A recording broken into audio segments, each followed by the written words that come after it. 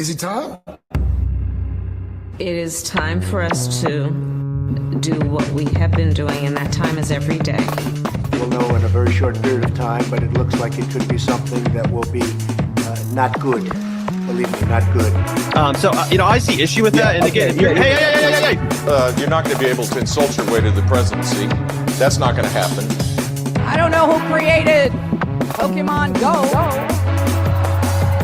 but I'm trying to figure out how we get them to have Pokemon go to the polls.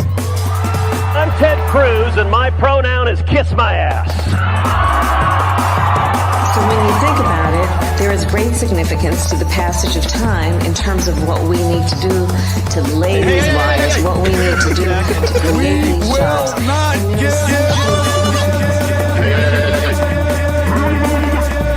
America is a nation that can be defined in a single word. I was going to put Not good. Believe me, not good.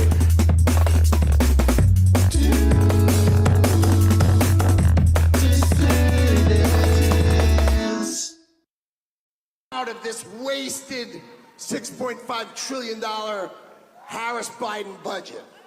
Well, I think we can do at least $2 trillion. Yeah! Yes. $2 trillion.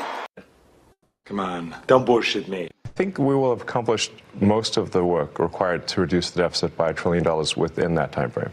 So in that time frame, 130 Yes. days. This deal is getting worse all the time. Well, thanks to your fantastic leadership, this amazing cabinet, and the very talented DOGE team, I'm excited to announce that we anticipate savings in FY26 from reduction of waste and fraud by $150 billion.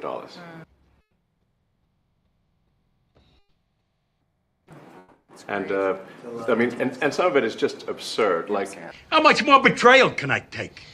people getting unemployment insurance who haven't been born yet. I'm a member of Pathological Liars Anonymous. In fact, I'm the president of that organization. I mean, I think anyone can appreciate whether. I mean, come on. And finally, when there's nothing left, Fucking shame. when you can't borrow another buck from the bank or buy another case of booze, you bust the joint out. And your people are fantastic. In fact, hopefully they'll stay around for the long haul.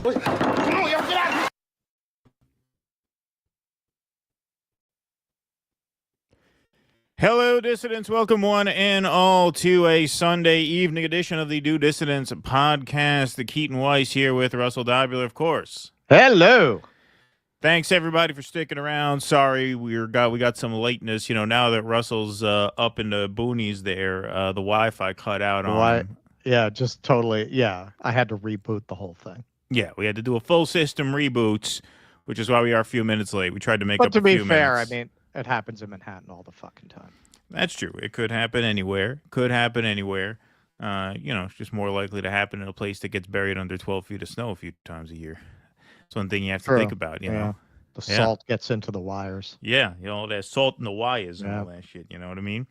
Something you got to think about. Hey, well, thanks for being here, everybody. Apologize, we're a few minutes late tonight. It's out of our control. Nice crowd to start the show here. 850 strong in the YouTube chat, 611 strong in the Rumble chat. Smash that like button, smash that subscribe button. We have a quick Buffalo presentation for you before we get started here. All right, so it was only my second day here, and I'm walking around in kind of the Allentown Arts District, and what do I see? I see an advertisement for the PP Poo Poo Man, advertised as a new cult classic, playing only once. What grabbed me as much as the title... I thought Howard Lutnick was in town. I thought he was giving a seminar. That's what they call him. What do they call that? A steamer, right? Yeah, they call him around the frat house, the PP Poo Poo Man. The steamer. Yeah. And I said, okay, I haven't seen anybody put a bunch of flyers on lampposts to advertise something this way, like hundreds. They were everywhere. Since like the 80s. So for that reason alone, I have to go. Also, I really wanted to go to this movie theater because I knew it was a beautiful old restored cinema. So here's a few minutes of my experience there. From 1920 and they just play really eccentric, independent films. Like, look at this. They've got a movie about the log lady from Twin Peaks here, and I'm going to see a movie from Toronto called Pee Pee Poo Poo Man. That's about a real guy who was throwing shit on people in Toronto. Who knew the Canadians are supposed to be so nice? My name's Braden Sitter. I'm the director of Pee Pee Poo Poo Man. It is inspired by a true story. Like the best Hollywood movies, takes a couple cues from reality, and the rest of it is embellished through the power of narrative cinema to be a little bit more exciting than the real life thing. Okay, now this is coming out of Toronto, right? Straight out of Toronto, Ontario. Straight out of Toronto. Now, I was reading a review of this. This is coming out of like a school of cinema that's specific to Toronto. Yeah, it's a new movement. It's called the New Toronto Bazaar, and it's characterized by movies that are made for $10,000 in Toronto. Have any distribution companies expressed interest in Pee Pee Poo Poo Man?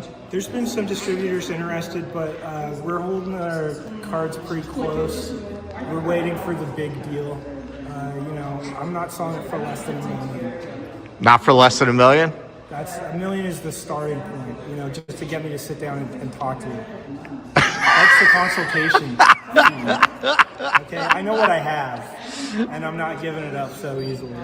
Just because it costs $10,000 doesn't mean it's only worth $10,000. All right, I gotta say, I love this fucking theater. This is insane. This is insane. All right, so this is what I love about Buffalo, because you have things like this, and people aren't like falling all over each other. It's not crowded. You can have this beautifully preserved 1920 movie theater pretty much to yourself, Look at this. It's cool. I mean, I guess if you really like people, you might not like it, but, I like people more than Keaton, but not much more, to be honest. Sorry for the delays. Just had to make sure everybody had popcorn. Just want to say real quick before the movie, thanks for coming to this beautiful movie theater on this beautiful Tuesday evening. My name is Braden Sitter, I'm the director of the movie. I'll be doing a Q&A after if you guys have any questions. But until then, I think the only other thing I want to say was thanks for coming. Oh yeah, it's, turn your phone off, but if you're gonna leave it on, turn the flash off. Enjoy the show.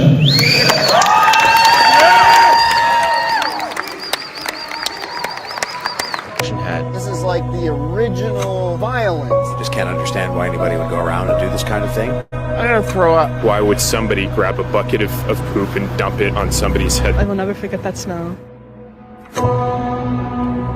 So you've had your screening. Now some people are calling this the Citizen Kane of shit movies. What do you say to that? I think it's more like 2001: Space Odyssey, but I love Citizen Kane, and I'll honor the comparison. There you go. Okay, so what did I think? This movie, it really was like a throwback to these cult movies of the 70s and 80s, where you would just walk in and have no idea what you were going to get, and the filmmakers just went for it. And it might be great, it might be terrible, but you could tell they had a great time doing what they were doing, and sometimes it was great. I gotta say, I haven't laughed this much in a movie in a very long time, and not at it. I especially made it for $10,000. I thought it was pretty freaking funny, like on its merits, like not unintentionally funny, not just so bad it's good funny. I thought it was pretty funny. He had a guy, and I knew because I asked him afterwards. I was like, "That was a real guy just improvising, right? That was not written." He was like, "Oh yeah, that's a local character." All right, so he has this old guy who has all this movie memorabilia, but is also like a Jesus freak. So he's got like a perfect replica of the Shroud of Turin. And so he's hiring this guy who goes on to be the guy throwing shit to put up flyers. He said, "Yeah, look, some people say that that's that's not really an image of Jesus, but they can say that. You can see the pain on his face. You know what they did to him? They beat him. They probably sodomized him. You know, they don't want to talk about that, but you can see it in his face. Well, you know, one of the things that's going to be an obstacle to this movie getting theatrical distribution is, you know, movies make money off the concession stand. And who's going to want to eat and drink while watching a movie about guys throwing shit at people? You know what? Doesn't make you hungry. They had quite a line for the popcorn stand, actually. Well, there you go. Must be not a great night for the ushers. Like you saw, man, it was a pretty packed house. And this was a 9:40 screening on a Tuesday in Buffalo. There you go. Right. Oh, right. I want to plug the guy because, in all seriousness, I had a really good time, and I will grant you that I have a very dark sense of humor. If there's anyone who would enjoy this movie, it would be me. But it is touring around, so it's in New Orleans right now. It's going to Chicago, going to St. Louis, and it's actually going to be in Rutherford, New Jersey. Oh, wow. People in my neck of the woods on May 15th. And if anyone's a theater owner, they're just kind of showing it this way. They haven't gotten their $1 million yet. So right now they're just kind of doing a traveling roadshow. In all seriousness, though, if you're the kind of, look, you know yourself. If you're like me and you're the kind of person who, if that was reasonably well executed, would find that funny, this is the movie for you. If you only see one movie about a guy throwing shit on people this year, make Pee Pee Poo Poo Man that film. All right. Very well. All right, folks. We're going to get started here. Got plenty to get to. We do have the Q&A tonight. A little bit of a special Q&A tonight. Our friend RB Ham is running for office in Canada, and so he is going to be the first caller on the queue, and we're going to do a little bit of an extended interview with him. Not long, about 15 minutes. Which will then clip for the channel, but RB will get to plug his candidacy and make a plea for your votes, Canadian dissidents, 1 week from Monday. All right, let's get going. We got some DOGE news to kick things off. All right, so we set that up a little bit at the end. Hope you enjoyed that mashup, but here's the not much more serious version that we're going to try to do now. Honestly, reporting on it. All right, so let's take a look at a little bit of a timeline, a little more of a deep dive into the timeline. So this was Elon in those halcyon days of 2024 at their big Madison Square Garden event, talking about how much money they were going to cut from the federal budget. Set up DOGE. Yes. How much do you think we can rip out of this wasted $6.5 trillion Harris-Biden budget? With or without the Jews? Well, I think we can do at least $2 trillion. Yeah! Yes. $2 trillion. I mean, at the end of the day, you're being taxed. You're being taxed. All government spending is taxation. So whether it's direct taxation or... All right, blah, blah, blah. So, hey, man, you know, the big guy repeated that. A little early report, they're finding things that you wouldn't even believe. So we're looking to save maybe $2 trillion. $2 trillion. And it'll have no impact. Actually, it'll make life better, but it'll have no impact on people. It's not like we will never cut Social Security or things like that. It's just waste, fraud, and abuse. We'll just damage it to the point that you can't get it, but we won't actually officially cut it. Or we won't. Maybe we won't do much of this. Maybe we'll just throw people in prison at random and call it a day. You guys like that, right? Maybe if we cut your Social Security and you call up and complain, we're gonna call you a fraudster and throw you in CCAT. Yeah, you guys like it when we throw people in jail with no due process, right? You guys love that. This is America. Yeah. We love that. Come on, you know you hate your grandma. You know she's a burden. You know she's a burden. You know she's draining your resources. You know you feel that terrible conflict between the guilt and obligation and the relief you'll feel if she dies. Well, this is a middle ground. We could send her to CCAT. Yeah, you know, I told Bukele, I said we can't pay you $20,000 for grandma. We'll give you 12. And he said okay. He took it. He's a negotiator. He's a good negotiator. You know, he's a good partner. And also remember, down there they don't pay what we pay for pharmaceuticals up here. So it's much easier for them to take care of your grandma and CCAT. Yeah. All right. So you might remember in February, chainsaw. The chainsaw for bureaucracy. Chainsaw.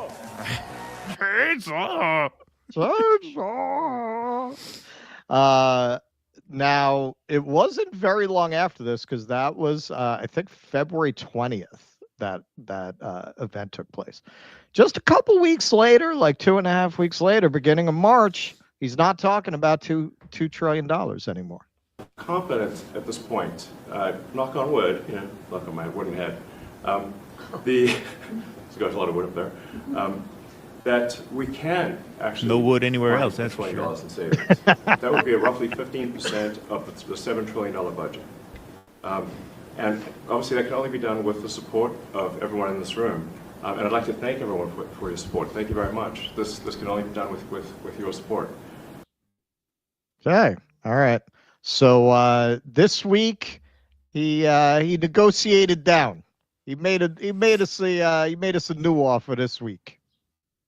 To your fantastic leadership, this amazing cabinet, and the very talented DOGE team, I'm excited to announce that we anticipate savings in FY26 from reduction of waste and fraud by $150 billion. And I mean, and some of it is just absurd, like people getting unemployment insurance who haven't been born yet. I mean, I think anyone can appreciate no, that's totally happening. I mean, come on. That's totally happening. That's just crazy. It's everywhere. Everywhere. It's So, an epidemic. some of these things, people ask me like, well, how are you going to find waste and fraud in the government? I'm like, well, actually, just go in any direction. That's how. And just make it up. It's very common. You don't have to get up in any direction. As the military would say, target-rich environment. When you've built your entire brand around having broken, emotionally fragile men prop you up, you could say any shit you want. Right, it doesn't matter. You've got an army. So I think we're doing a lot of good in excellent collaboration with the cabinet to achieve these savings, and it'll actually result in better services for the American people, and that we're going to be spending their tax dollars in a way that is sensible and fair and good. And your people are fantastic. In fact, hopefully they'll stay around for the long haul. We'd like to keep as many as we can. They're great, smart, sharp, right? Finding things that nobody would have thought of. Very computer savvy. Yeah, we're working with Howard to get the Trump Gold Card operational, hopefully in the next week or so. Yeah. That would be very exciting. Yeah, they're selling citizenship like a VIP card to the Sands. Why are there 6 teapots on the table? There's like a teapot for every 3 people on one side, and it looks like they got on the other side too. That's what those are, right? Those are teapots? Yeah. Well, I mean, tea or coffee. Maybe they're all sick. Tea or coffee, maybe. It's a pathway to citizenship into the United States. It's a big deal. Big deal. It's a big deal. A lot of tea. So he's working with Howard Lutnick as they're deporting people to CCOP without due process. They're working on the Trump Gold Card, on the literal casino card version of the United States. So yeah, man, from 2 trillion down to 150 billion. Wow. Now, if you look at the savings on this, actually, if people like Elon just paid their taxes, you would actually save more than what DOGE is claiming they're going to save. And even the 150 billion is dicey, as we will see. But a study was done in 2021. Wealthy Americans like Elon, like Trump, like Lutnick, they dodge 175 billion in taxes every year. So, if you just put together a task force like DOGE, only tasked with going after billionaire tax cheats, you wouldn't have to throw all these federal workers out of work. You wouldn't have to make your housebound grandma travel to the Social Security office to prove that she's a citizen. You could hire enough people to handle that on the phone. Right. Wouldn't have to do that. The richest 1% at the very top of the income cheat the U.S. government of roughly 175 billion per year in revenue, according to the findings by a team of economists from academia and the IRS. DOGE projected savings of 150 billion is less than what should be paid by the tax cheats. DOGE's website has been plagued with errors and miscalculations, making it hard to know if the team's top line figure of 150 billion can be trusted. We don't even know if it's going to be that much. The team has deleted several contracts from its wall of receipts after reports undermined some of their claims. In one case, DOGE had to revise its largest contract down from 8 billion to 8 million after the contract's vendor explained that the 8 billion listed on its procurement record was likely a clerical error. Now, you know, some of what's really amazing about the level of incompetence that this team is displaying is they have such absolute disdain for federal workers, supposedly on the premise that they're incompetent, that they're lazy, that they're not doing a good job. I mean, what would they say about a federal worker who miscalculated by 1,000 times? Right. Yeah. Made a 1,000% accounting error. In addition, DOGE staff quietly removed more than 1,000 contract cancellations from its records last month, wiping out about $4 billion in previously reported savings. I mean, it sounds like these DOGE guys should get their pink slips, no? They should be getting their walking papers. What the hell? Yeah. These guys we have incompetent workers running around the federal government getting paid to do a terrible job. Wow. Now, this outlet, which I've never heard of before, they actually broke this story. Nearly $1 billion in DOGE savings disappeared overnight. In a late night update to its webpage, DOGE removed hundreds of previously claimed cuts and altered scores of others to boost the items' claimed savings values. Oh, nothing to see here. SCOTUS has identified nearly 650 grants and a few dozen contracts and leases that were scrubbed from the DOGE website over the past several weeks, almost all of them during a 2-hour window between midnight and 2 a.m. on Tuesday. That list is not exhaustive. The recipients of many grants are listed as redacted or have no appended description, making it difficult to account for every listing that was added or removed. DOGE has also made a habit of listing cancellations that long predate its establishment at the beginning of the Trump administration in January, helping to further overstate the scope of its cuts. So they keep claiming buildings that are getting shut down that were ordered shut down under Biden. They'll add billions of dollars, take credit for that. Grants that were canceled under Biden, they'll take credit for it. But wait until you see the best one. In the hours leading up to the April 10th cabinet meeting, where Musk said DOGE would reduce expenditures by 150 billion, the DOGE website's total claimed savings jumped from an estimated 140 billion to 150 billion. The number of contracts, grants, and leases DOGE said it had terminated, however, remained exactly the same, making it impossible to determine where the new $10 billion came from. So I don't think it would be untoward to speculate that they padded the numbers in anticipation of this cabinet meeting. Right? They just threw in $10 billion with no explanation. This is the best to give you an idea of how they're finding these savings or claiming them. DOGE claims 545,957 saved from a terminated lease in Atlanta, Georgia, labeled allowance to former presidents. Wait for it. Jimmy Carter's presidential stipend, which funded the lease, ended upon his death in 2024. DOGE still touts the savings. Job well done. That's a job well done. Did they rub out Jimmy Carter so that they can claim the savings? Here's a theory. Accusation is a confession. Exactly. Right? So here's a little graphic representation of what we're seeing here. So originally it was supposed to be 2 trillion. Then by January 30th, it was down to 1 trillion. April 10th, 150 billion. Of that, 63 billion has itemized receipts, and even that has major gaps. 92 billion of what they're claiming does not have details. So in all likelihood, it's not even 150 billion. So of course, this has triggered quite a lot of copium in MAGA land. DOGE has saved the U.S. over 150 billion, which is about 1K per taxpayer. Legacy media doesn't want you to know this. Oh, they've been reporting on this quite a lot. I assure you. Legacy media is all over this story, but with a different spin, probably. Gunther Eagleman, a guy who looked at his name and said, yeah, Nazi schmatzi. 150 billion saved. Thank you, Dose.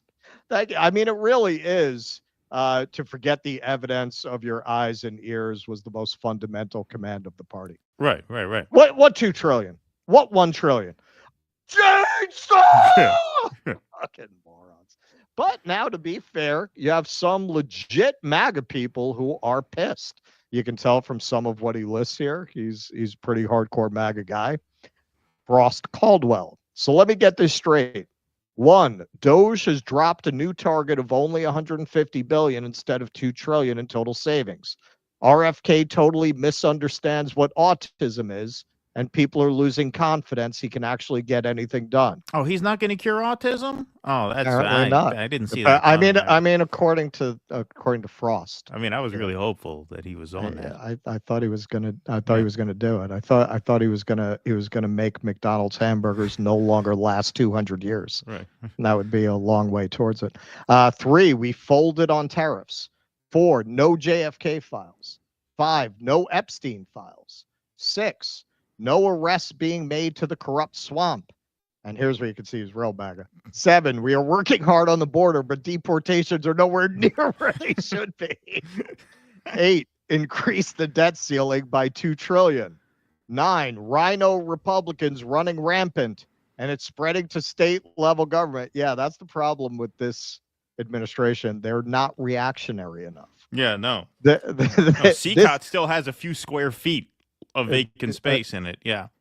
What do you mean they get metal tablets to lay on? Right, yeah. This administration is losing me, and I'm beginning to regret my vote. This first 100 days has not been what was promised. And a more sane commentator here. Spencer Hakamian. Musk. DOGE anticipates savings of 150 billion. LOL. The number keeps coming down. 2 trillion down to 1 trillion, down to 200 billion, and now down to 150 billion. These changes are coming so fast, I didn't even catch the 200 billion. All while spending goes up 700 billion this year, and we do a $5 trillion tax cut. DOGE failed. Great cause. Terrible execution. So this guy's not against what they were trying to do. He's pointing out this incompetence. As we'll see when we do our Tesla story after this, they should have seen the incompetence coming. But here, this was an interesting reply. Maybe Trump should have hired people who know anything about government and anything about running a sustainable operation, for that matter, versus slash and burn like he did with Twitter. They should have spent the first 3 months looking at every agency before making any cuts, then recommending a course of action to Congress. But it was never really about government efficiency. It was about 2 things. 1, Elon setting up for more contracts by getting pesky regulators out of the way. 2, terrorizing the populace. For those 2 goals, mission accomplished. Absolutely. Yes. And I keep saying I'm going to get to this story. Not tonight, maybe Tuesday. It keeps getting bumped. But yeah, Elon Musk DOGE is going after the agencies that regulate his companies. He doesn't give a shit about saving any money. He doesn't care about the American taxpayer. He doesn't care about his own kids. He doesn't care about his own children. You think he cares about your children? This guy went in there under the premise that he's going to fix all this corruption, which he knows does not exist on anything like the scale that he's describing. He just threw out a bunch of shit, made a lot of stuff up. What, you think Elon, look, credit where credit is due. You think this guy runs multiple companies and he didn't understand that they were using an old operating system in Social Security, and that's why the 250-year-old people were listed there? You really think he didn't understand that? He didn't know that when he went out and told people this?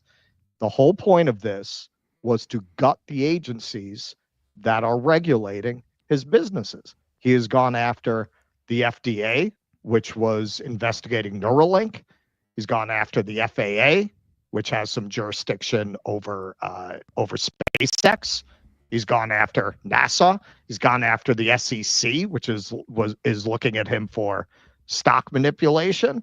He's gone after, I think there were 17 or 18 agencies investigating him, perhaps all of which, definitely most of which, he has gone in with Trump and gotten rid of most of the people who were investigating him and gotten these investigations dropped. That was the scheme. And that's my speculation, but that was the plan all along. Go in there under the premise that you're going to clean up waste, fraud, and abuse in the federal government and whack everybody who can get in your way, including the Consumer Financial Protection Bureau, which again this week they tried to fire everybody. And again, I think there's a court stay on it, and they've been going back and forth. Why? Because Elon wants to turn X into a payment system. He made a deal with Visa to start to use it for payments. He wants it to be like WeChat is in China, in everything app. And the CFPB, the Consumer Financial Protection Bureau, would regulate that. That's why Andreessen went on Rogan's and threw out a bunch of bullshit unchallenged about what that agency does. That's why all these billionaires want to get rid of it, because they all want to get into fintech and they don't want any kind of oversight on what they do. This was all like a master plan. This is like Pinky in the Brain. He just went in, infiltrated the government, hoovered up everybody's information. You think he doesn't have all the taxpayers' information now? You think he doesn't have your information? It's a pretty good thing to have if you're going to try to set up an everything app, right? Now he's got everybody's information, everybody's payment history, everybody's income. That was the end game.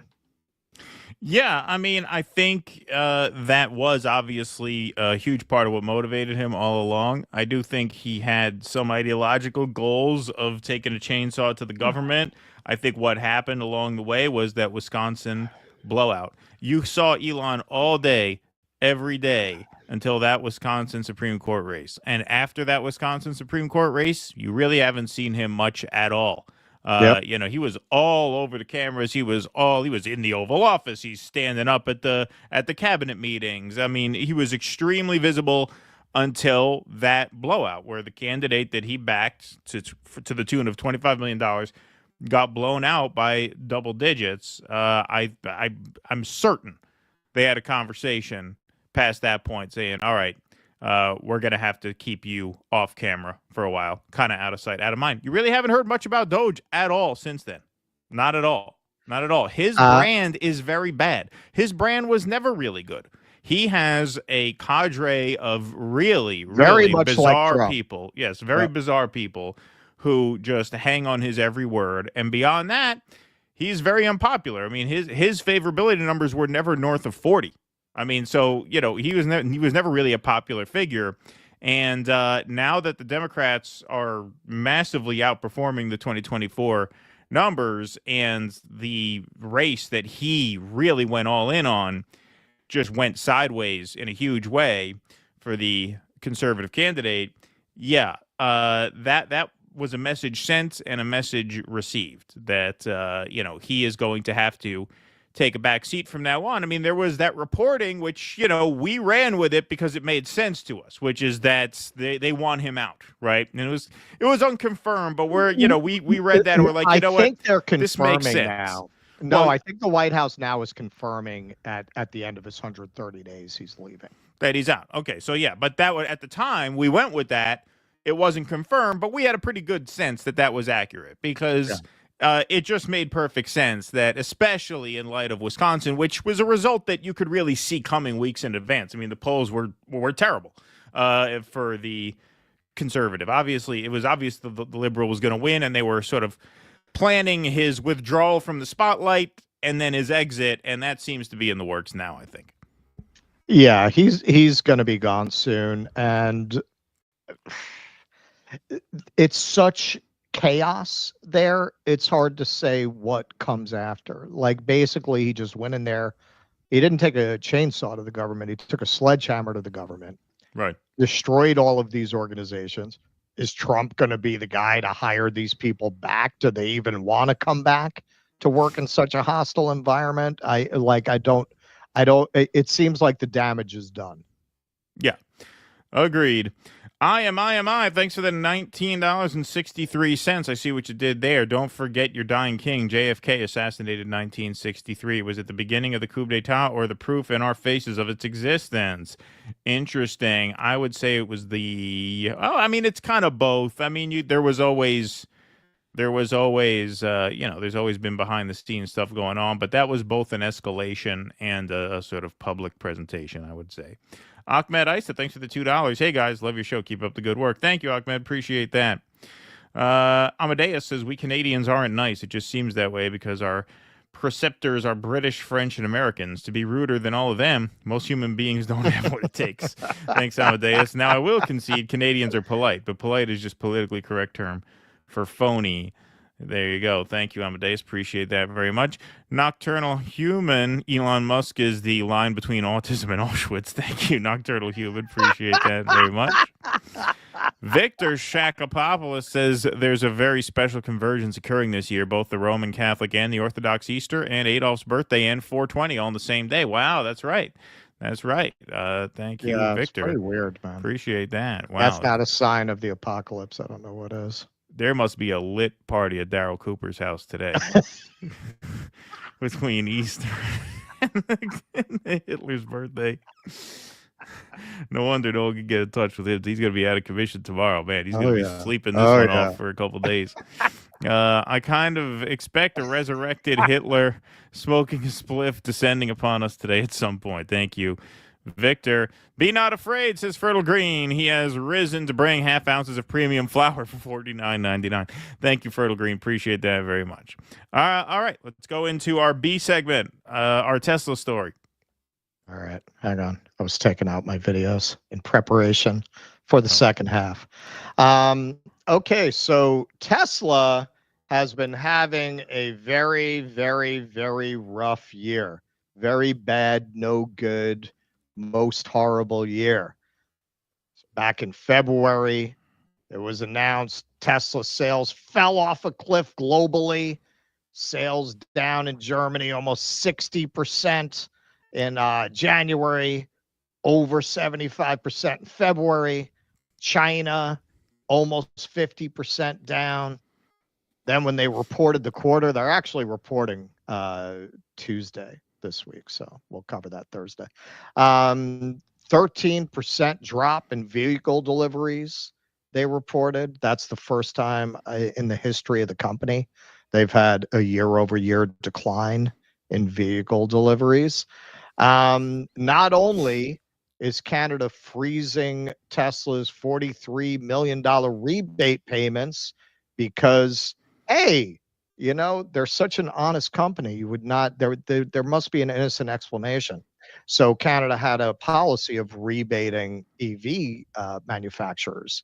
So they would send you a check after the person buys the car. You would absorb it and they would send you the check. So Tesla, the weekend that it was, they announced very suddenly that they were going to end this program. And the very last weekend, Tesla sold an impossible number of cars. Like you would have to be selling like 80 cars an hour all of a sudden of Tesla that weekend. At the same time, according to reports, Tesla started piling up in parking lots in Canada. So it looks like what they did is take a bunch of vehicles that do exist and claim to have sold them to get the money from this rebate program. So they're being investigated for that, but also because of the tariff war, they're blocking them from getting any future rebates, regardless of the alleged fraud that they've already committed around those rebates.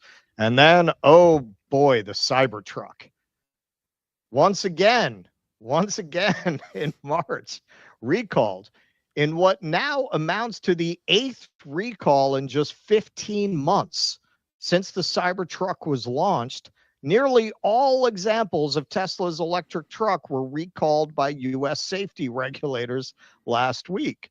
In a recall involving over 46,000 Cybertrucks, the National Highway Traffic Safety Administration, that's another agency that Elon's got his fingers into now, issued a warning that an external panel which runs along the left and right sides of the windscreen may separate while driving.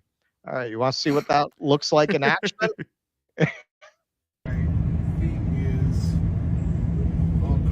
Quite a product. Quite a product. That's crazy. We're gonna pull over and figure out what that is. Does it look like it's gonna break? So it looks like he's a genius. Bolt here. They keep telling me he's a genius. And the bolt. He's the Thomas Edison. Came undone. Just Thomas vibrated Edison out of our time. Went all the way here, and now it's totally bent right there. All bent up. That's crazy. So it turns out this is happening because these parts are glued on. They literally glued the panels of the car together. So here's a PSA for anybody who's considering vandalizing a Tesla. Don't do it, because they're really coming after you hard. There's no plea deal. You can get 20 years. You can get 40 years. It's not worth it. They're going to fall apart anyway. There's no point in doing that. Yeah. So Stonk King here, he has a sweet gig, just demonstrating car quality by attacking the car with different implements. All right, so here there's a little 1-minute thing showing the Ford F-150, how that holds up to punishment versus the Cybertruck. Slight issue. No way. Now, what's funny about this is these problems were emerging last summer. He made this video last August. So people who were really looking at the Cybertruck already knew this months before they actually recalled them. Look at it, it's glued on. It's glued on. Oh my God, 3 fingers. It's all one piece of the body. Oh yeah, they don't use house parts for their trucks. Now let's see how the mirrors compare to the F-150 mirrors. Okay. This is gonna be good. Absolutely pathetic. You did not build a truck. You built a little kitty baby little Tykes car. Did everything that truck did. Still runs, still drives, could go across the country right now. This, not so much. Can't do anything at all. Genuinely zero effort. Let me rip the fender flares off the F-150. Oh yeah, it's all one piece. This is one issue with the whole steer by wire. The truck is bricked, I can't steer my truck. All right. And not only has the build of the Cybertruck been exposed, but the build of its owners has been exposed. Some people say, you don't want to stereotype. A lot of people say they're built very, very small, the people who own those cars. A lot of very smart people are saying that. And here's the latest, folks.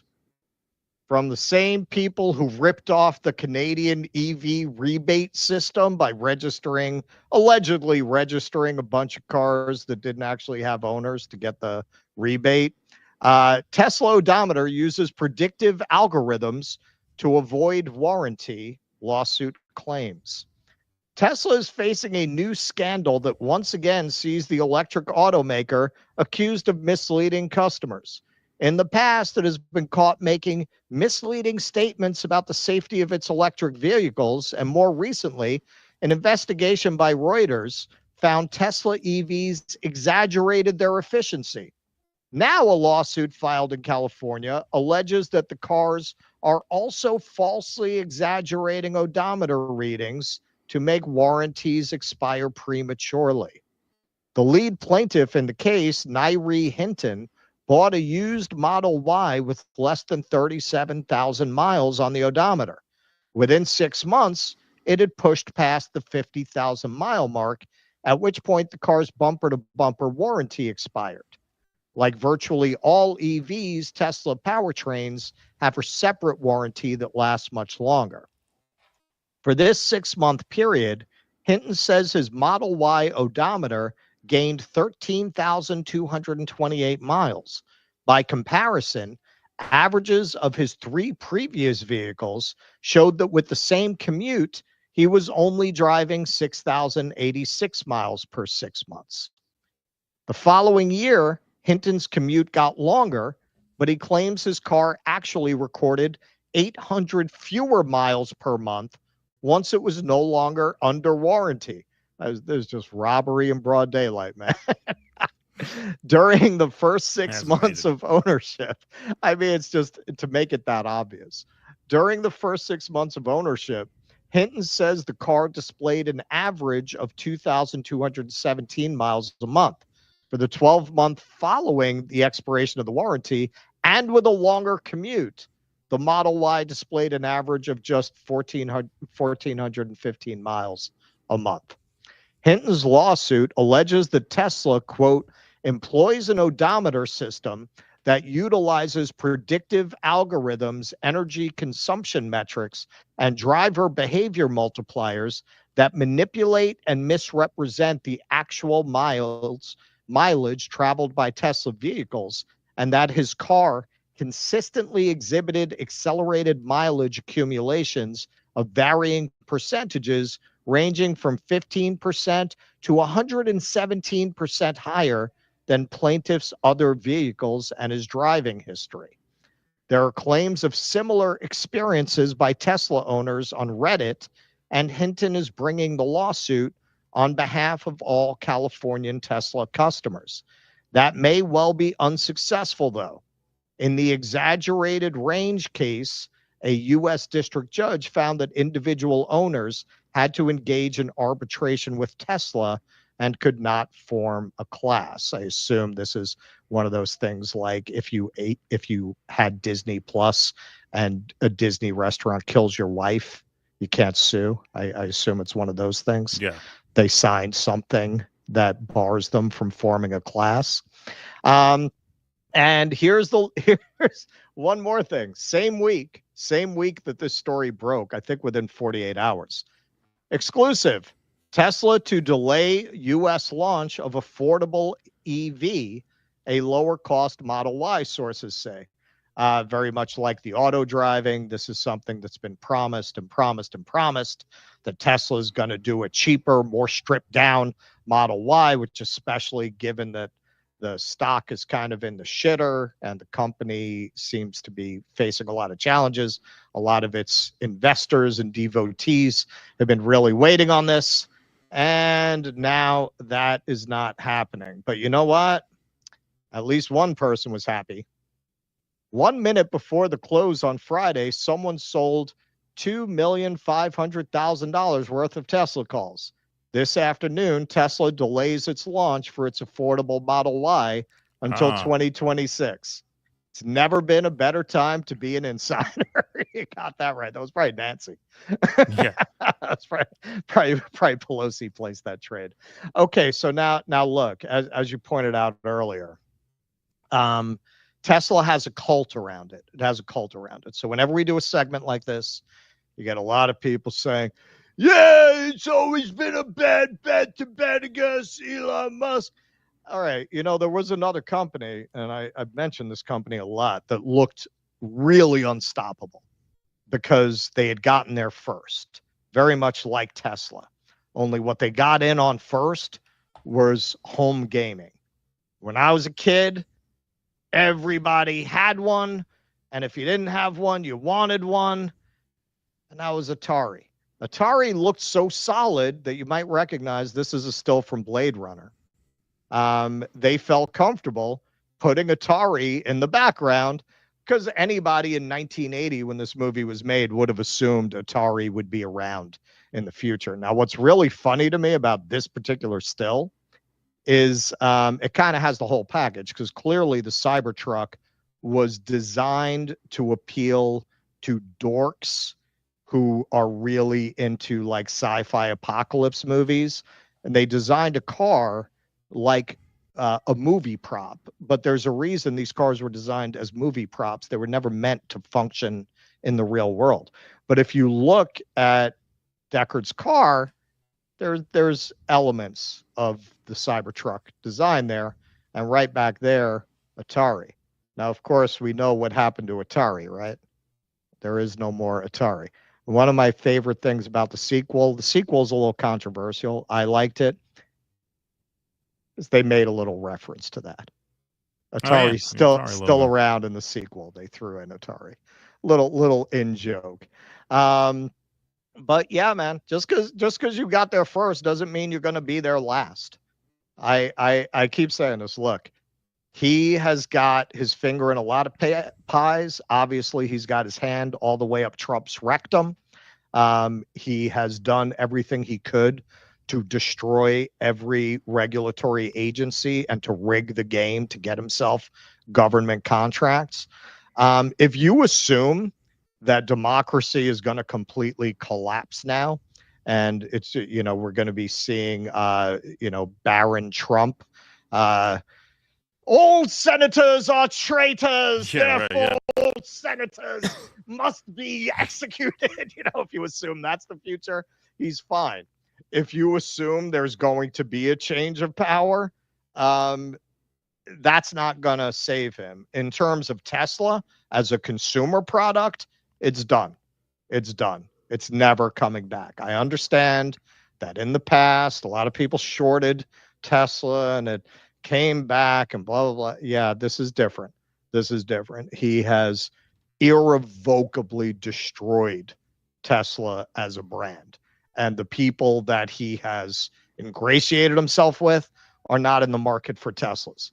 The core market is never going to forgive him.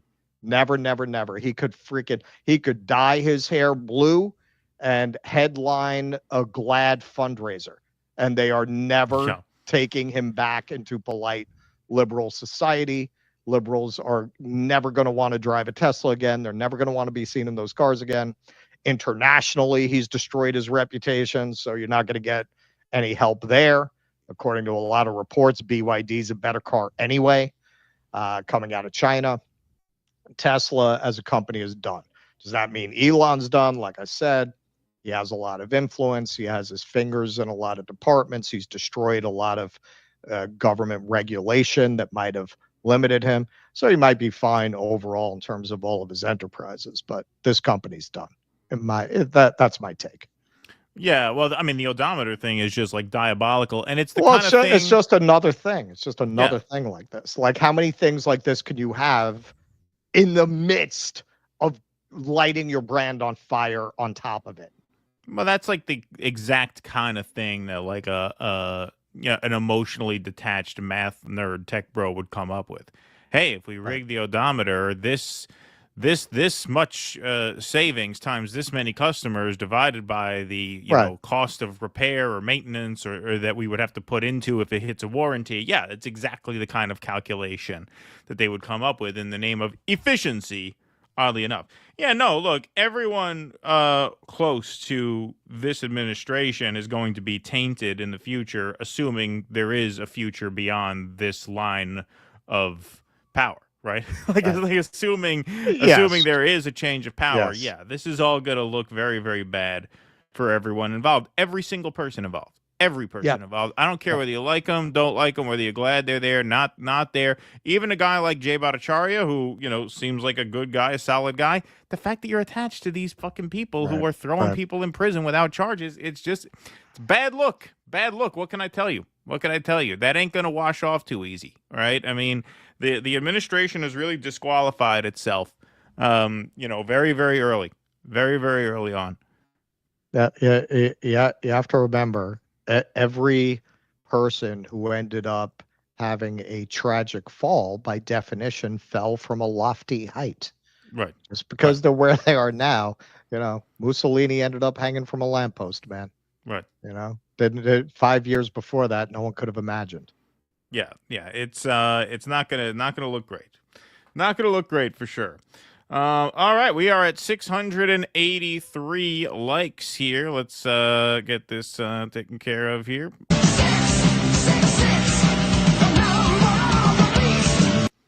All righty. We got 2489 strong in the YouTube chat. We got 1,000 strong in the Rumble chat. 2489. That's just one of these. There we go. Let's see here. Amadeus says the chainsaws are modern guillotines. Thank you, Amadeus. S. Gerard, thanks for the 99-cent super stickers. Appreciate that.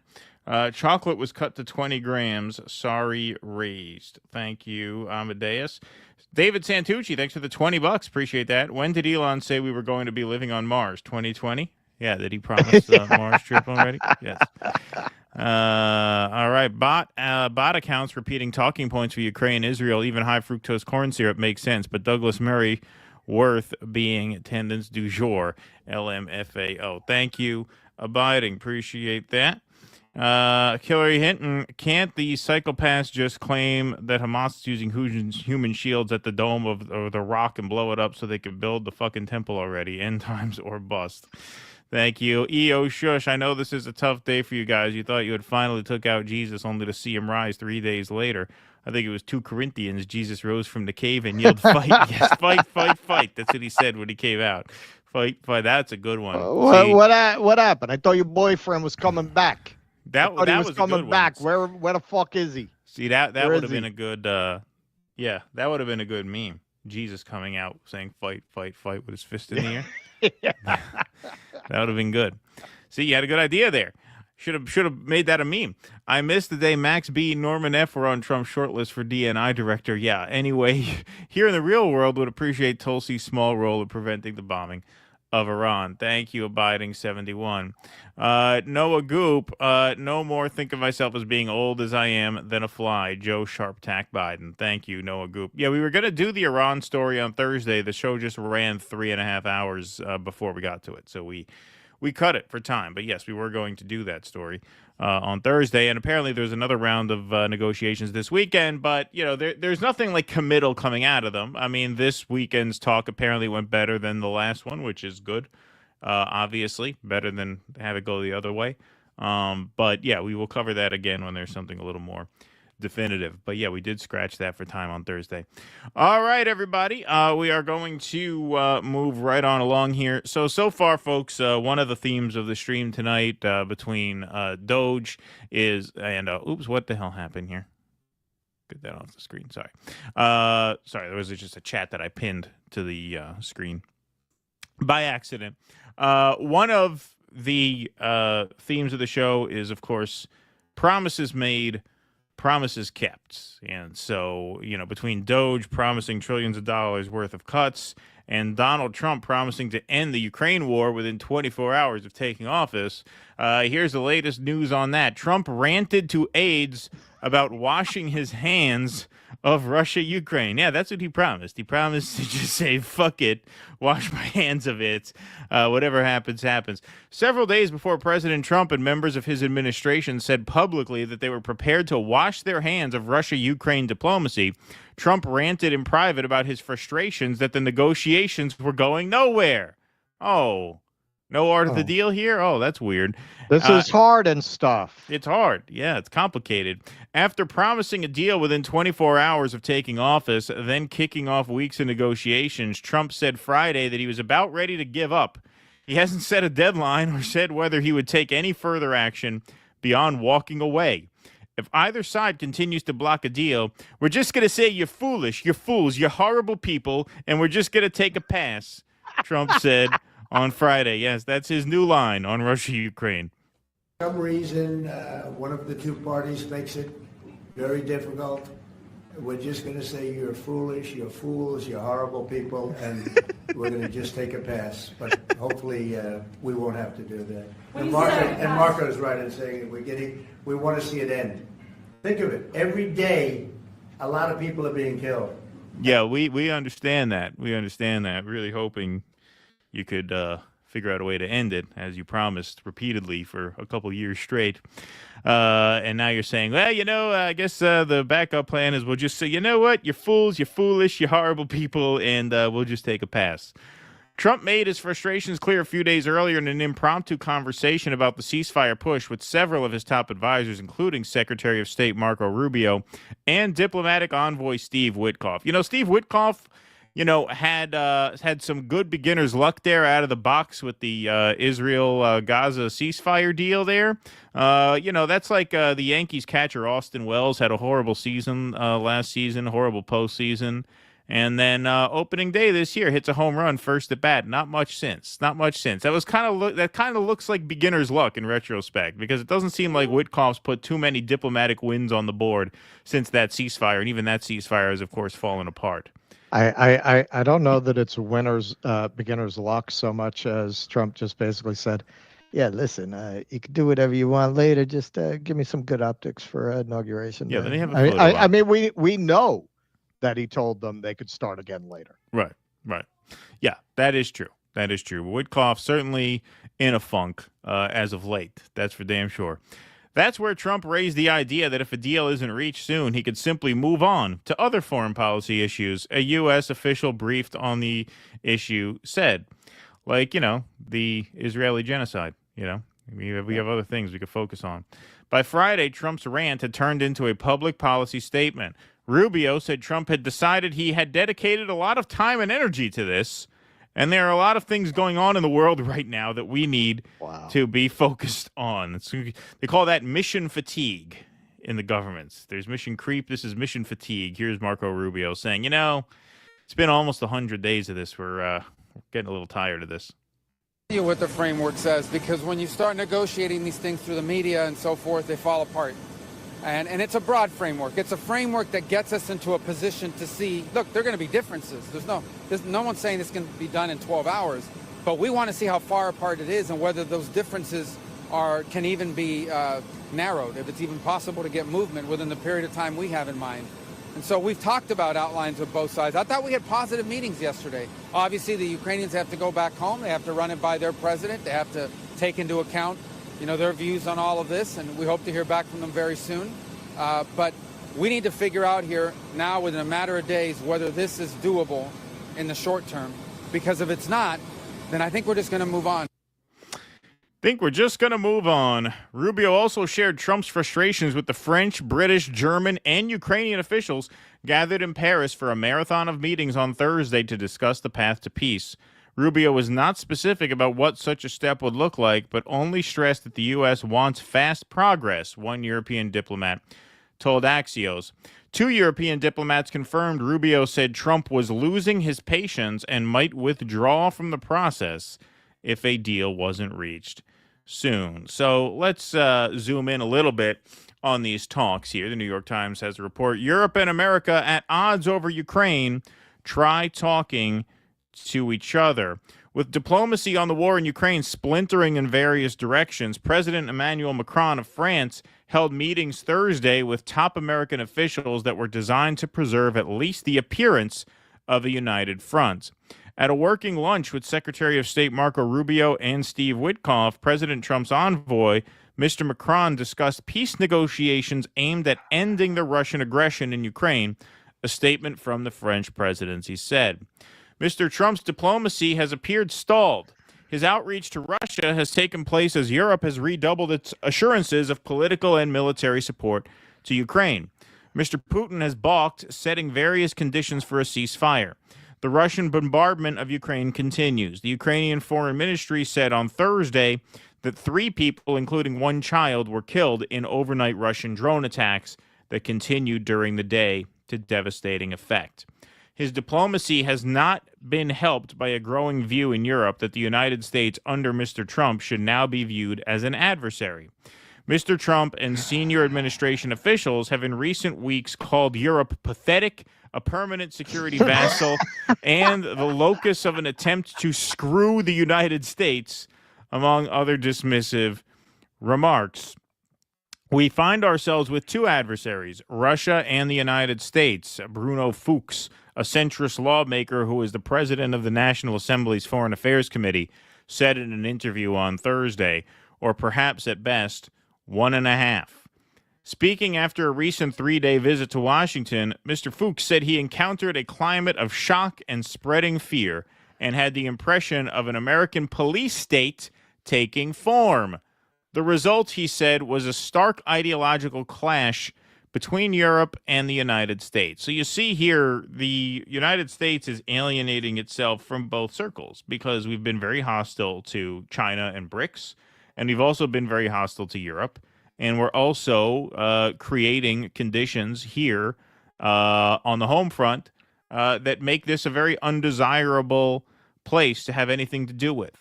So maybe that has to do with diplomatic talks breaking down. We don't carry a stick anymore. Who wants anything to do with us anymore? The world can just move on without us on both sides of this. It seems like both sides of this really want nothing to do with us anymore. That's what it seems like to me. A Ukrainian delegation, including Andriy Yermak, Mr. Zelensky's chief of staff, said Andriy Sybiha, the foreign minister, also arrived in Paris Thursday and met with Mr. Macron's foreign policy advisor, Emmanuel Bon. The parties will discuss ways to achieve a complete ceasefire, the involvement of a multinational military contingent to guarantee a sustainable peace, and the strengthening of Ukraine's security architecture, Mr. Sybiha wrote on social media. However, the multinational military contingent, known in Western capitals as a reassurance force, is highly contentious. Moscow has rejected outright any such international military presence. Dmitry Peskov, the Kremlin spokesman, said on Thursday that European powers were intent on pursuing the war. So, just a little recap here, just a little reminder of promises made, promises kept, as they say in the business. Here's Donald Trump, very, very confident 2 years before becoming president again, that he can get this handled pretty quickly versus the reality of what we're looking at now.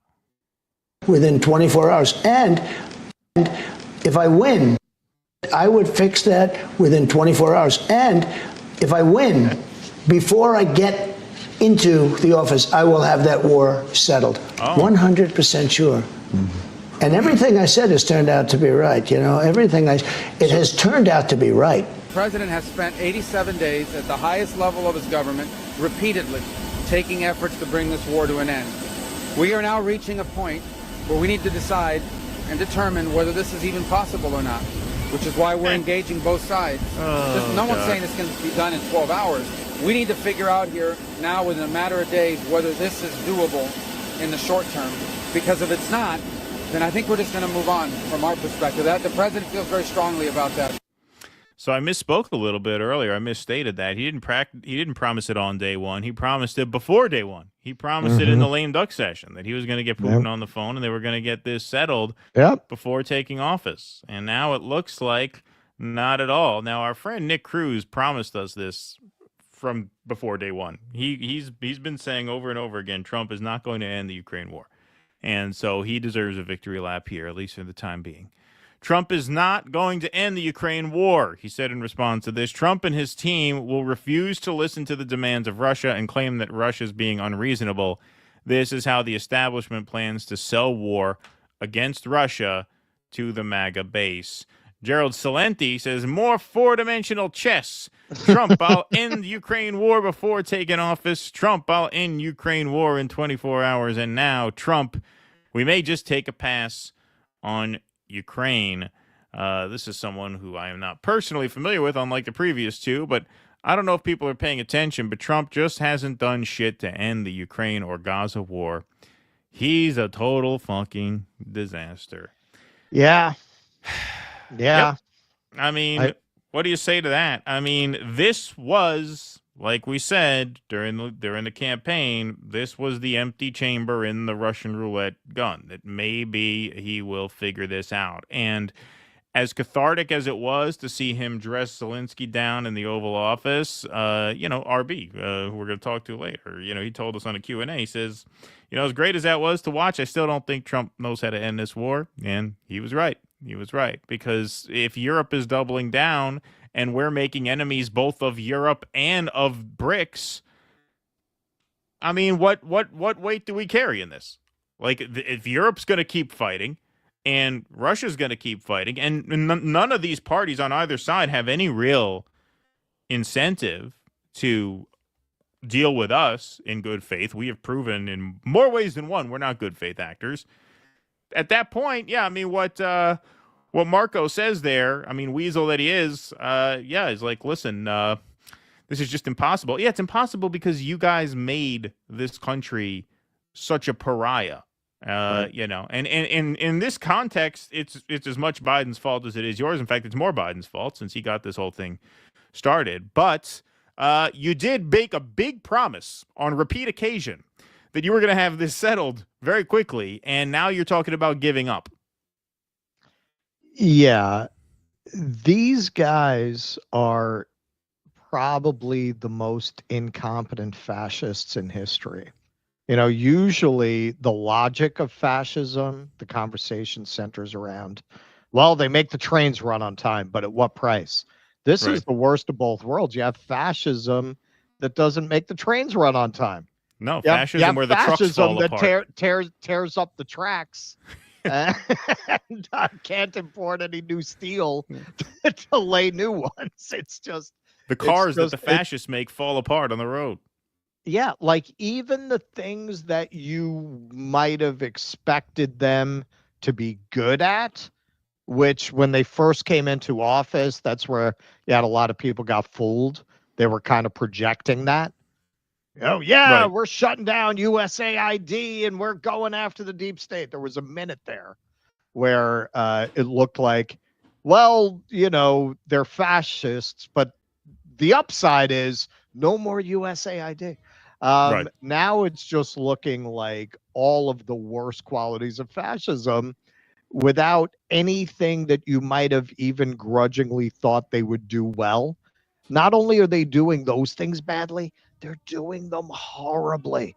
They're doing them horribly. You know, at first it looked like, yeah, well, maybe Trump, while, you know, basically being servile to AIPAC, in the end, his ego, his bluster is such that he's going to say, hey, Benji, you're making me look bad. And, you know, maybe in the end, he'll actually force him to bring a stop to this. Same thing with Ukraine. Hey, maybe he can talk mano a mano to Putin and get the shit over with in a convincing way. Even with the tariffs, man, like the level of incompetence, the just gross incompetence of today, everyone's getting tariffed. Oh shit, the bond market's going crazy. You know what? We'll hit the pause button on this, but not for China. Mack Trucks just laid off 10% of its workforce because it can't get what it needs. You've got massive dislocation and disruption pending in the manufacturing industry. Right. Like, this is the industry you're supposed to be saving, which again is a ridiculous notion. You know, Bill Maher, who we're not fans of here. I know we're going to be getting into a piece with him later. You know, every now and then he'll stop clocked his way into a good point. You know, he did something about this whole notion that you're going to bring back this factory work. And he's not the only one who's said this. Economists have said this too. Does Gen Z look like a generation that's going to go work in a factory? Right. These guys, you think they're going to put on, like, you know, the leather coveralls and the hard hat and be carrying the pail to lunch? Yeah. Are they going to give them special antidepressant breaks? Well, they were raised on the promise that they wouldn't have to. That's the other thing. Like, they were really brought up for the, you know, future economy, whatever that is, you know, the information economy, you know, even more so than the millennials, really. So, yeah. Well, this is part of what's crazy about this too. You know, in the 60s, you had all of these commune attempts, and most of them failed for a very obvious reason. People have been wanting to get off the farm for as long as we've had agriculture. Right. It was not, they had this very idyllic notion of what life was like on a farm. It's fucking hard work. Yes. It's hard. This idea of, oh, wow, if we only had factories. Factory work was terrible. Through decades of militancy, they were able to turn it into a job that you could support a family on. But what did they want out of that? That their kids wouldn't have to work in the factory. Right. That's not what this idea of, well, get the factories and you're going to have 1955 American economic conditions is just batshit insane. It's ridiculous. It's ridiculous. You want to restore manufacturing, move into, look, again, the Build Back Better thing was not even a fraction of what it needed to be to really execute what we would need on a nationwide level to make a plan like this work.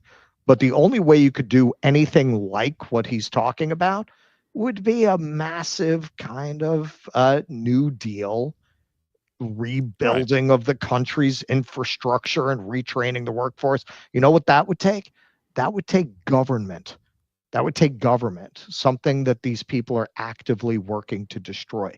This whole tariff thing is just a big wish fulfillment fantasy. Well, you know what? We want to keep our tax cuts. You know what? We want even more tax cuts for us and our oligarchic class. But at the same time, we got to throw something to the peasants. You know what? Let's just tariff the hell out of everybody, and the factories are going to magically appear. Yeah, and the tariff war is falling apart for, a similar reason that the Ukraine talks are stalled out now. Because we're not giving anyone a reason to deal with us. Like, why would you want to engage with us in any sort of good faith negotiation, be it geopolitics, economics, trade, war and peace? What incentive is there for these other countries to care what we have to say? If Europe can fight the war, they're going to fight the war for God knows what reason. I think it's absolutely insane, but they seem intent on doing it. Mm-hmm. And we have not given them a reason to want to deal with us in good faith. And neither has, we have not been kind to the other side of this either. I mean, the constant hostility to the BRICS alliance and the currency and the economic partnerships over there. We know Russia and China have teamed up in response to the Ukraine war, so you can't really go after China without also signaling to Russia that you're going to remain their adversary. So at that point, yeah, we're just alone over here. When you're alone over here, you don't really influence these things. That drains your art of the deal very, very fast. Yeah. Well, there's no art of the deal when you have no influence. Well, they have no concept of soft power. Right. At all. Exactly. At all. They think they can make themselves just absolutely loathsome. And they have no concept that if you trigger people in that way, they might not necessarily act in what, strictly speaking, is their rational self-interest. You've hit their pride. Even if what you think about people needing access to your consumer markets, which is going to evaporate very quickly if you drive the country into such a state of poverty as it seems they're intent on doing, that nobody has any money to buy anything. But okay, say your theory that you have this consumer market that people can't do without is true. Yo, man, you spit in their face. You tell them you got to put on knee pads to deal with us. You know, even the Europeans, remember, man, those people were fighting each other with fucking maces for a couple of millennium before they turned into the DSA pussies that they are now. Like, you're triggering some very old stuff with them by treating them that way. You push people to that point. You spit in their face. You give them no way to say yes that's not humiliating. And they might just say, you know what? Fuck it. Yeah. Let's rip the Band-Aid off. A lot of people are making the argument, and they're probably right. Economists, I mean. 57% of the world's reserve currencies are in dollars. Dethroning the dollar without tremendous impact to themselves can't be done quickly. It would have to be done slowly, perhaps across decades. Now that is a sound argument from professional economists, but any of them would concede, I think. You never know when you're dealing with human emotions. Like, things don't necessarily run in such a straight line like that. You never know. Like, the world could turn around and say, let's just rip off the Band-Aid. Let's just rip off the Band-Aid. You know what? Let's freaking sell the treasuries, collapse the dollar, and get this monster off our backs. Yeah, I think that's what I think that is their play. IHLS, thank you for the $5. Do you think that the Zionists will push to excommunicate no Zionist Jews? If not, what the next hostile action will be? Stay safe, guys. I don't think. I mean, I don't really see how they could do that. There are actually more of us than people realize, thankfully. Meaning the non-Zionist Jews. Virtuoso, thanks for the $5. As a response, Elon Musk announces the purchase of the Elmer's Glue Company as he promises to strengthen the durability of Tesla Cybertrucks. Thank you, Virtuoso. Brendan McNamara says Matilda's dad was a classier crook than Elon. Thank you, Brendan McNamara. Sean Hurl, thanks for the £2. Boeing or Tesla? What's worse, Russ? Oh, there you go. That's a question. Boeing or Tesla? Yeah. I mean, they're both terrible for different reasons. It's got to be Boeing. I mean, Tesla breaks down, you pull the car over and deal with it. Boeing breaks down. I mean, some people get burned to death in those things when the power goes out. Yeah, but I think it's a question about company culture. It's two different things. Boeing is more like the Borg, and right. Tesla is more like Caligula. Right. Yeah. Exactly. Abiding 71, the Doug Murray bots are getting badly ratioed. A tragic tale of the shtick not worth the shekel. There you go. Thank you, Abiding. Appreciate that. Doc Durkin says private equity has now monopolized fire engine manufacturing in the U.S. A new one is now true? $2 million, 5 times the cost of Chinese-made ones. Wow, and 20 times the wait time. Wow, from Inside China Business Channel. Wow, $2 million for a fire truck. Is that right? Wow. See, this is the thing. Any way that you slice it, and this is where, I've taken a trip up here, like, maybe I want to live up here. And part of the reason is the houses are so cheap. But shit, man, I mean, this country's going down. Like, you want to put roots down here? Yeah, no, I think it's a good time to rent. I'm gonna go live in the Weiss family estate in Malta. Yeah, right, exactly. RFK Jr. may not cure my autism, but I'm ever so hopeful that he can cure my pesky anti-Semitism. Free Palestine. Thank you, Eric Rousseau. Appreciate that. Oops, what the hell happened? That was an accident. Wait. Yeah, no, I do want to delete it. Yeah, you don't have to ask me twice. China Shield. Turns out that some doctors are called quacks for a reason, RFK and supporters. Ada Khan, this is exactly what happened in 2016. A lot of big promises and big claims followed by smoke and mirrors. That's why I lost my vote along with Gaza. Yes, I mean, one difference. I mean, yeah, in 2016, it was big promises followed by a pretty milquetoast presidency. This time it's big promises followed by, like, actual just lighting the country on fire. Yeah, exactly. Yeah. FU says Elon Musk equals Elizabeth Holmes. Artie Barty Fart Blast says Elon equals the Disney of EVs. Thank you very much. Appreciate that. All right, everybody. We are going to move right on along. Okay, this is kind of a follow-up segment to the infamous Douglas Murray versus Dave Smith debate on Joe Rogan. So, Douglas Murray was, taking his licks on Twitter. Dave and Rogan both have pretty big Twitter followings. It's a forum much more friendly to them than to Douglas Murray, for good reason. Douglas Murray is really the lowest of the low, a true pseudo-intellectual, if there ever was one, as he exposes in this op-ed here. Written for the New York Post, Douglas Murray, so-called Israel, Hamas, Ukraine war experts spew false info on Joe Rogan's podcast. There has to be a standard. Last week, I seemed to break the internet. Don't worry, I'm not going to read the whole thing like that. We'll be here all night. But he does sound exactly like Hannibal Lecter. He has that the accent plus the vocal fry. Mm-hmm. Close your eyes and listen to Douglas Murray. And imagine Anthony Hopkins. You cannot tell the difference. He's a dead ringer for Hannibal Lecter. Yeah. I went back on the Joe Rogan podcast. And that's really what he relies on, because it's funny he invokes credentialism so often. He doesn't have any credentials to be speaking on these subjects either.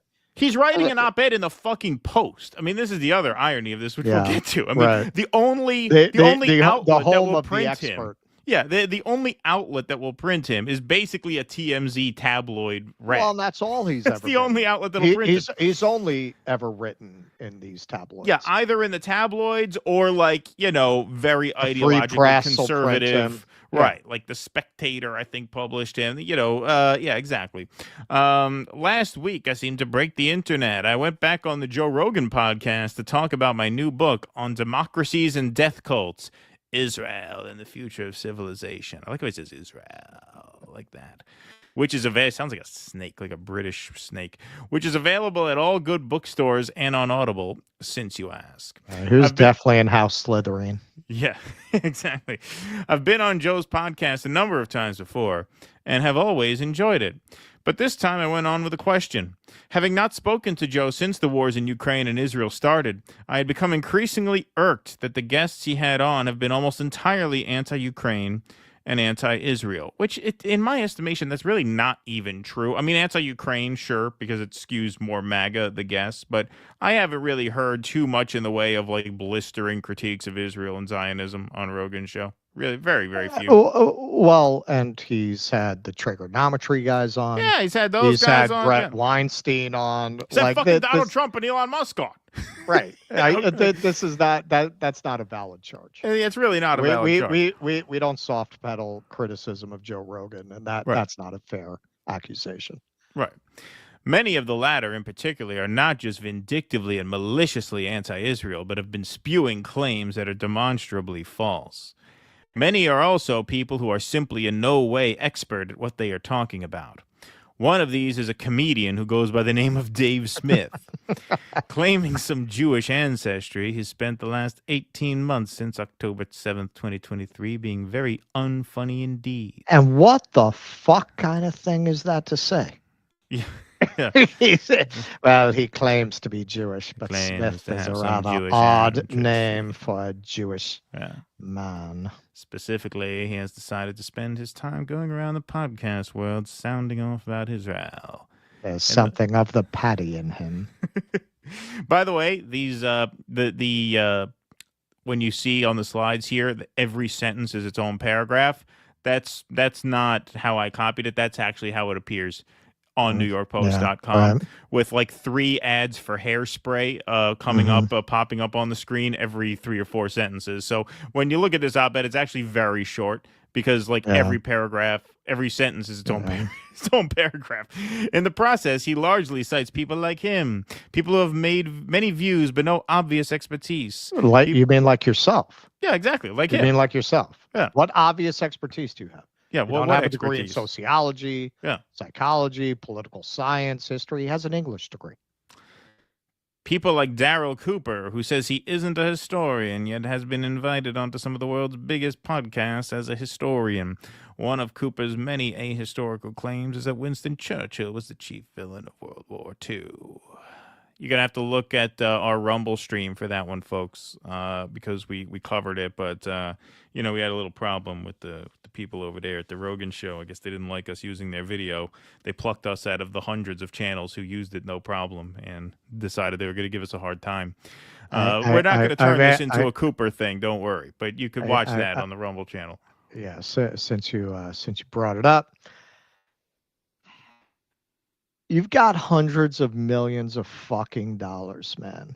You or your people are that fucking thin-skinned that I can only imagine it was the Mark Andreessen thing where we very appropriately and accurately called out the fact that Joe Rogan let this fucking criminal who makes his living robbing old people of their life savings go on and talk a lot of shit with absolutely no pushback. Just, oh my God, really?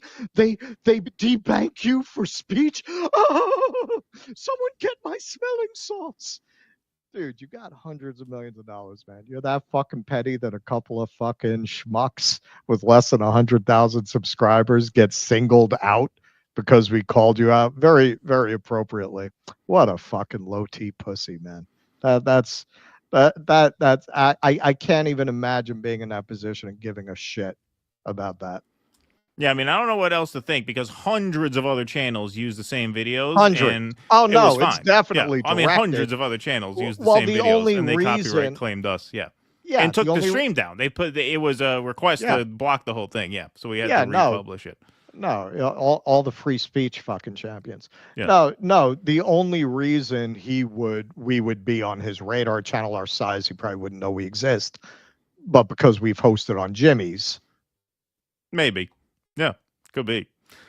On these and many other occasions, Cooper has simply lied about history. When invited to debate the world's foremost living expert on Churchill last year, he declined, saying that he didn't know enough to go against such a figure.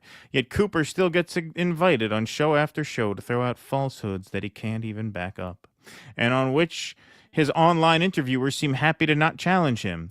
Another such figure from the world of comedy who is changing his shape to fit the time is Rogan guest Ian Carroll. Now, this is where he starts getting his facts wrong. To my understanding, Ian Carroll, not a comedian. I've never heard anything about Ian Carroll being a comic. He does not come from the world of comedy. No. He just kind of appeared out of nowhere and started talking shit about Israel, but also talking about how we need to support Donald Trump, and now he's hosting InfoWars. I think he comes from the world of the CIA. That's where I think he comes from the world of. I don't think he comes from the comedy world.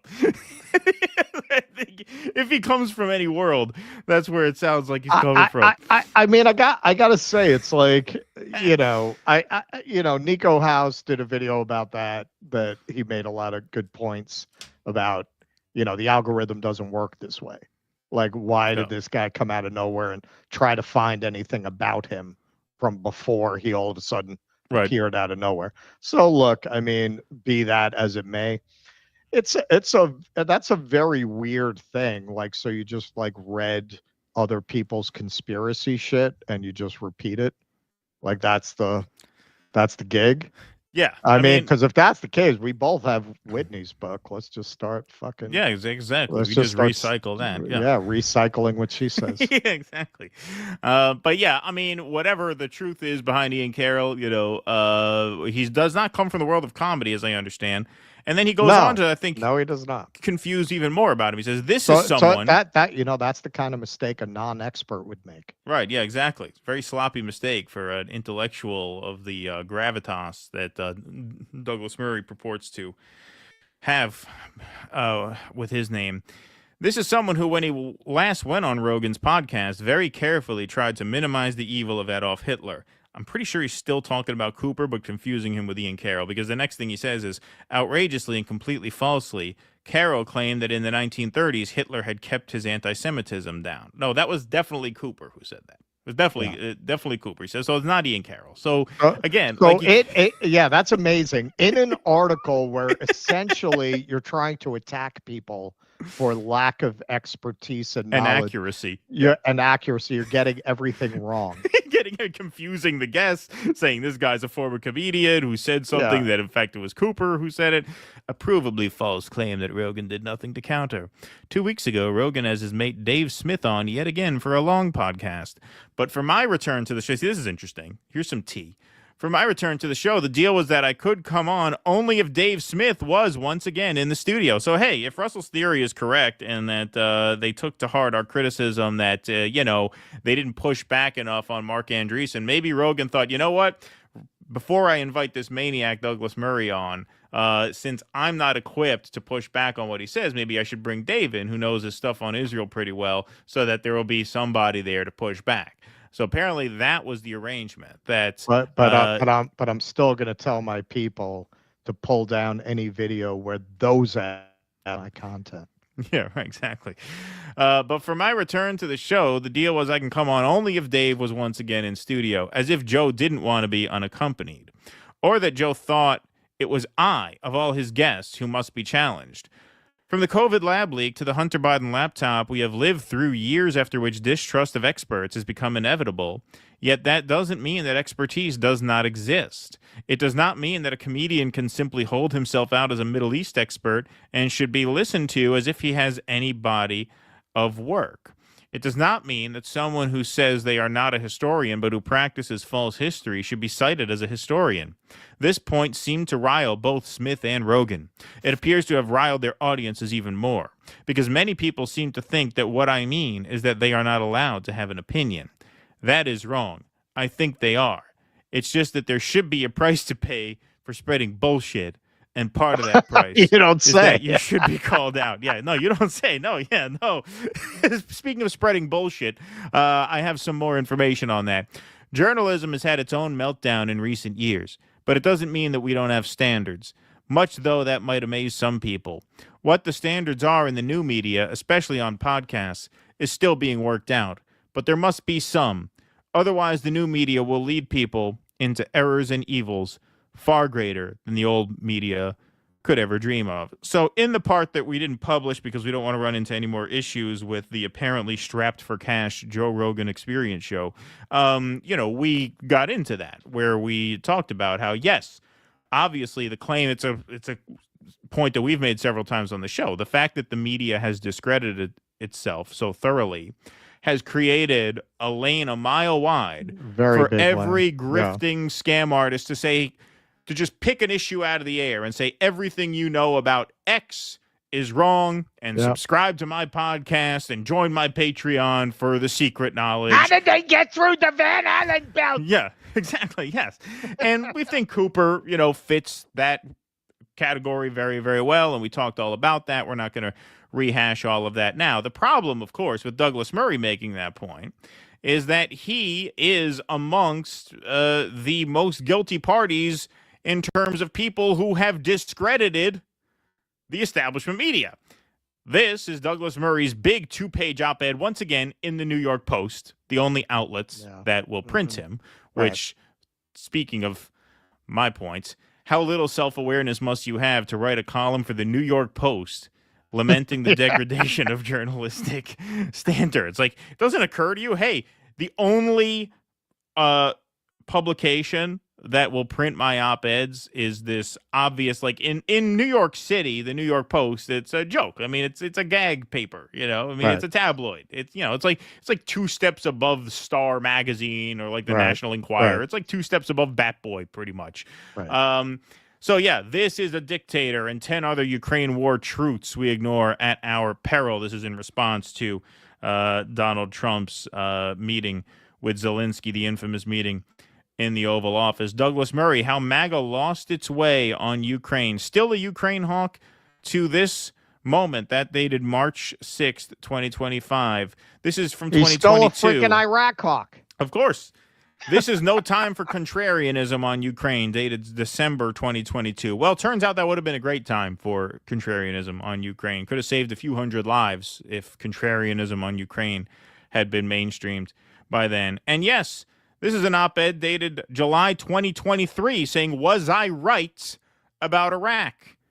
2023, was I right to champion the Iraq war? He based this thought experiment on a trip that he took where the Kurds were dancing and picnicking in territory that was previously under Saddam's reign, and thought, this made that all worthwhile. So maybe I wasn't wrong about Iraq. And of course, at the time of the Iraq war, he had just published this book as a very young man. He's young. He's only like 45, 46 years old. So he was in his early 20s when this book came out.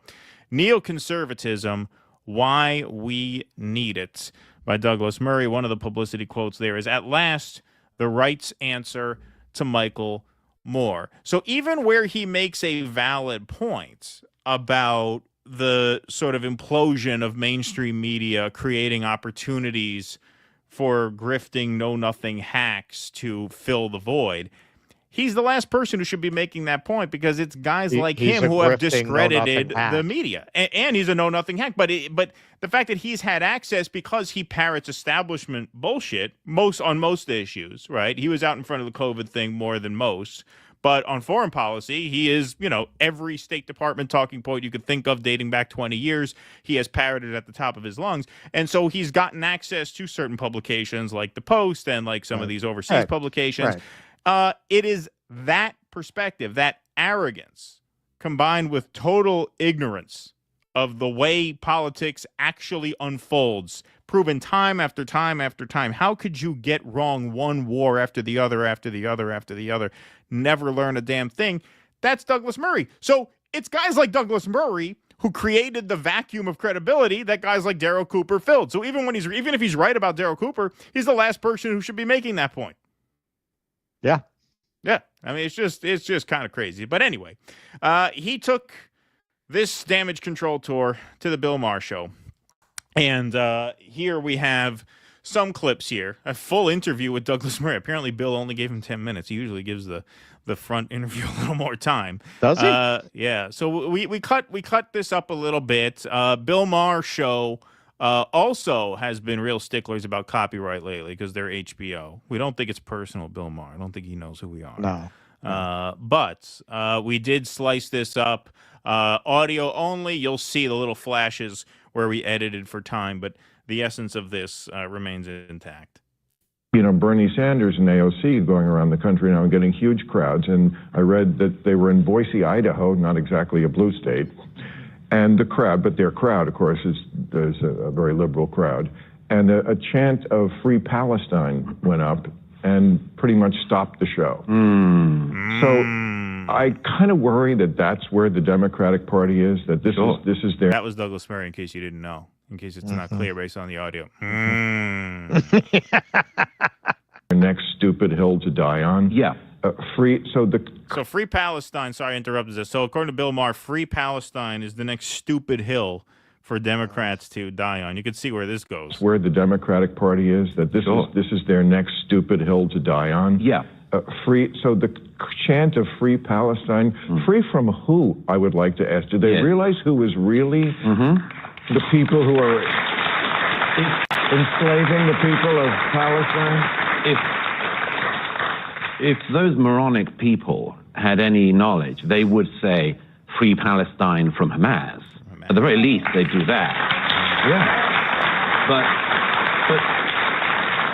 But the real question I have comes back to this thing here at home, which is, why are there people, first of all, who openly support the death cult of Hamas, who love it, glorifying it? Then, of course, you've got the ones who, basically like the KKK, they want to cover their heads and their identities whilst calling for genocidal violence. You know, the people who wear a keffiyeh and also a COVID mask because they simultaneously want a lot of intifada and are fearful of the COVID-19 virus. It's the Delta variant particularly terrifies them. They genuinely seem to believe that if the Palestinians were given another state, and in my view they were given one in 2005, but if they were given another state, they seem to believe that everything else in the region would be solved. Yemen's economy would blossom, the mullahs in Iran would give women equal rights, and everyone would be going to gay bars in Riyadh. None of that's true. None of it's true. But the bigger one is, why do they think it would improve anything here at home as well? Why, if the Palestinians get another state, does it not only solve every injustice in the Middle East, of which there are plenty, but every injustice here in America? What do people like us do who recognize this as a big problem on the left, but also recognize the horrible stuff that's going on the right? I mean, you were on Joe Rogan a couple of days ago, a week ago, something like that. It got a lot of press. And I'm glad you said what you said, which is, I like Joe, but he has on people who entertain these crazy conspiracy theories and doesn't really push back on them. It's okay to have, I'm a free speech absolutist pretty much, but there seems to be no pushback on this. And of course, what's going on in this country, what we're going to probably be talking about here on the panel in a minute, this kind of encroaching fascism. I mean, I was using the term slow-moving coup before he got elected the first time. Well, okay, now, before Murray answers, I wanted to play that all the way through because it's kind of interesting. So Bill Maher pivots from, trashing the pro-Palestine supporters and, just obviously just the sort of standard Zionist pablum propaganda that we're used to. And then he pivots to, hey, and I saw your interview with Joe Rogan and I saw what you said about it. And it's true. Joe has these crazy people on there who say all these crazy things and he never pushes back on them. So I made a little list of all the things Douglas Murray just said that are batshit crazy that Bill Maher provided no pushback on. Hamas is oppressing Gaza, which implies that they have more power than Israel over Gaza, which is, of course, one other way of many in which Douglas Murray continually denies that there is an occupation of Gaza. Douglas Murray absurdly claims that Palestinians were given a state in 2005.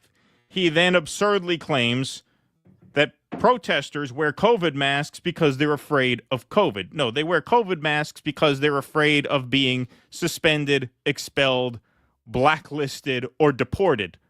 Okay, that's why they wear the COVID mask. I think he was being facetious. Yeah, well, no, I mean, he's saying they're afraid of COVID. I mean, that's what he said, which denies the real reason they wear them, of course. So describes as a mainstream argument among pro-Palestine people that the dismantling of Israel would turn the Middle East into a paradise overnight. Yeah, that's what everybody says. Everybody says that there would be gay bars in Riyadh were it not for Israel. A complete straw manning of the argument. I've never heard anyone argue that. I've never heard anyone say all problems in the Middle East would go away if there were a one-state solution in Palestine. Well, he doesn't want to take on the actual grain of truth in what he's saying. There are a lot of people who say, as our friend does, that's one of Sparky's favorite lines. It occurs to me that before the state of Israel, we had no enemies in the Middle East. Oh, of course. A lot of people do feel in that sense, and that not that there's going to be gay bars in Riyadh or that Iran is going to liberalize, but if you take this thorn out of the side of the surrounding countries, and you no longer have this issue of America supporting and propping up this apartheid state that without our support, they would devour like a chocolate-covered cherry in about 5 minutes, then the basis for their hostility towards the United States would largely be removed. Oh, sure. But he oversimplifies that for the purpose of straw manning it so he doesn't have to deal with the argument. Well, and also that's what I mean. Pretty good. That sounds pretty good, and it's not so absurd as what he just laid out. Right. He deliberately mischaracterizes it for the purposes of making it sound stupid so that he doesn't have to engage with the legitimacy of the point. So all of that is just crazy, inaccurate. I mean, Palestine was given a state in 2005. Like, are you kidding me? Right. Are you joking? That is a historical... Don't states have their own army, police force, water? embassy, water, electricity, right to leave, right to fish their own waters? Yeah, that's what they had was not a state. It was a prison. Yes. And the IDF pulled out in advance of those elections so that they can occupy it from the outside, so that they weren't in physical danger as much as actually being an on-the-ground force there. And by the way, the settlers who were there, who had to leave, raised hell just like the settlers in the West Bank raised hell, right? So, I mean, the idea that they were given a state in 2005, that's as ahistorical as anything that Daryl Cooper says. I mean, it really is. I mean, it's absolute nonsense. And where's the pushback from Bill Maher? No pushback from Bill Maher. So let's see what Murray has to say about that. The right, clearly, I mean, it's always interesting to see what happens at the point of victory. What do you do with your victory? And if those people on the American right who are now in the ascendant, if they decide that they want to use their point of victory to, for instance, lie about the origins of the Russia-Ukraine war, or lie about the nature of Hamas, or lie about the state of Israel, or lie about history. I mean, the reason I did this pushback was, I mean, you just have to. I mean, you just have to, in my view. It's basic social hygiene. Don't feed me this shit. And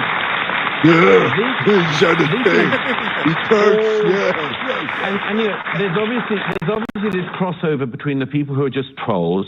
They say this because they think it's really fun to do the Jewish question, to do like a bit of Holocaust denial, a bit of Hitler praise, a bit of Churchill degradation. They think it's kind of funny. What they're watering and what's going to come up underneath them are going to be people who believe this rot.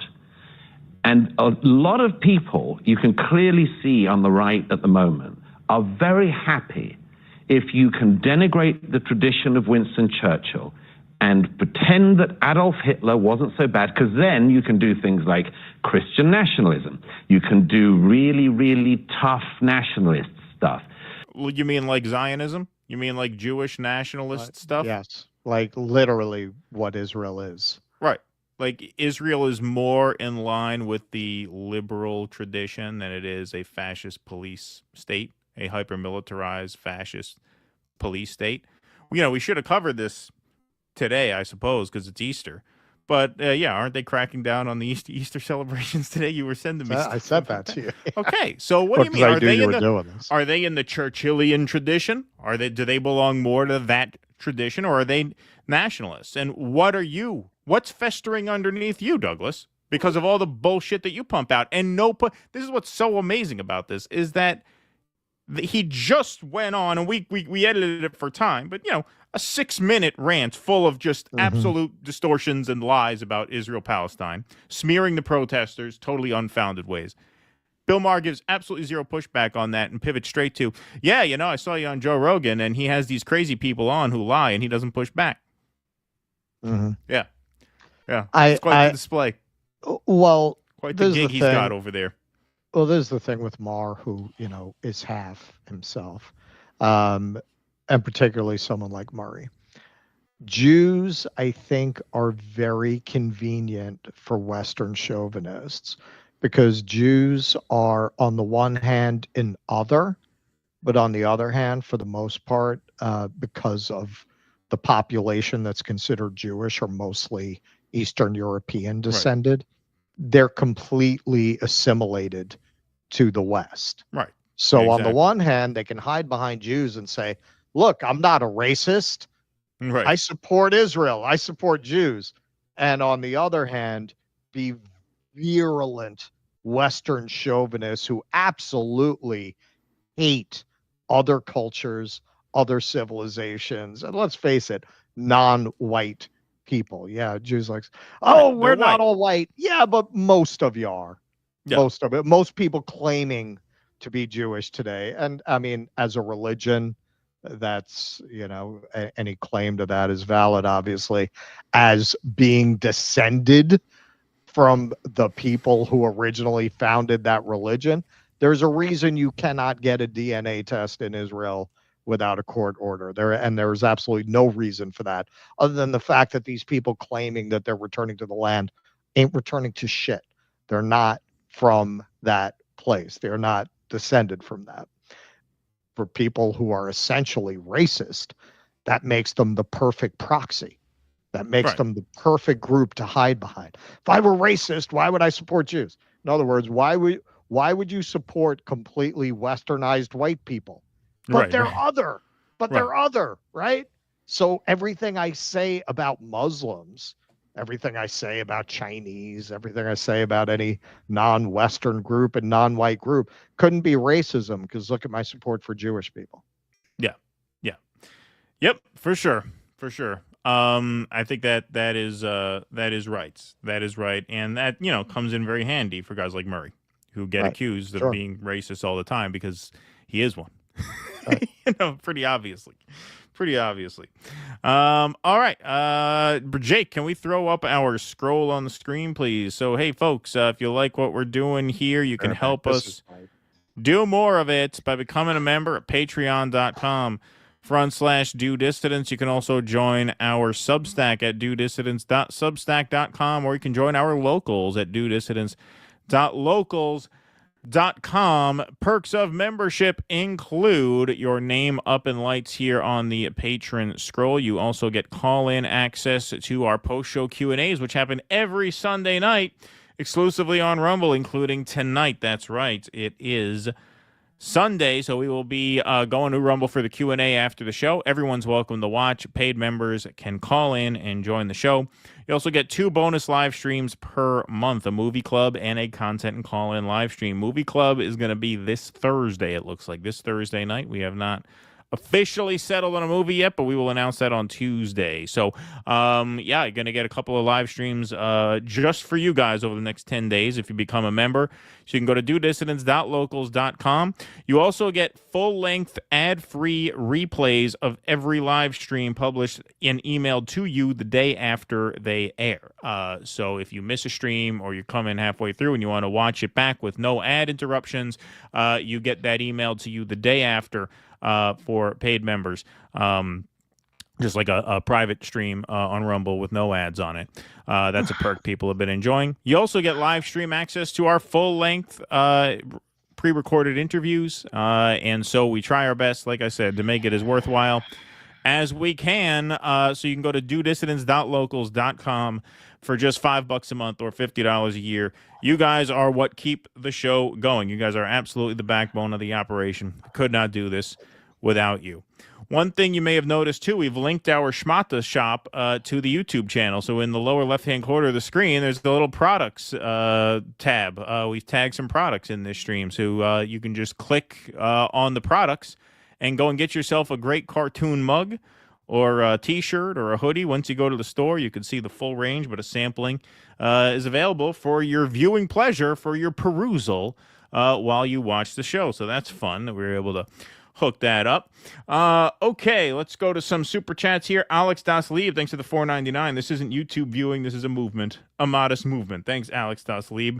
Washing his hands of Russia, Ukraine is very Pontius Pilate. Easter, who says he isn't religious? Yes, thank you, Alex. Appreciate that very much. Okay, what happened here? There we go. FU, thanks for the $10, says expose CUFI, largest pro-Israel organization in the United States with over 10 million members. Mike Favini, thanks for the €5. What's the book about ancient civilizations that Russell is reading? Which one? What is it called? Oh, I finished that. Oh, cool. What was it called? Do you remember? Hang on. All right, he'll look it up. Seb Griffiths, thanks for the $5. He said, what the hell is a Ukraine? Is it like a U-boat that runs on uranium and can only be rented from U-Haul and driven by Ulysses S. Grant? Thank you, Seb. Appreciate that. Whoops. Oops. It's very simple. That's why I keep forgetting it, because it seems too simple to be the right one. It's just called The History of the Ancient World. It's Susan Y. Sparrow. Got it. Now I'm actually on to, it's funny. This is how I educated myself when I dropped out of high school. I started with a big overview high school book of history, and then I got specific. I still study that way. So I did that, and now I'm doing something specific to Babylon. Mm-hmm. And then I'll do the Akkadians, and then I'll do the Hittites, and so on. Let's see. Fat, not so fat. This fascism needs a clothing designer. I nominate Kanye West as the Hugo Boss of our era. Maybe he could spruce up Pam Bondi in a black leather dom suit. There you go. Thank you. Appreciate that. Let's see. China Shill says it's made in America, KKKA, baby. Top quality. Just keep it away from any alcohol, acetone, or really any solvents. Seriously, it's a big wheels for adults. Thank you. Scorpionic Sag, it seems like y'all, along with Shama and Hedges, support democratic socialism and are against state communism. Why not talk with the ACP like RBN has done, or Parenti, so we can have a real debate? Well, it's not. I think Shama's pretty into state communism. Yeah, Shama's pretty hardcore. Yeah, she's not a democratic socialist.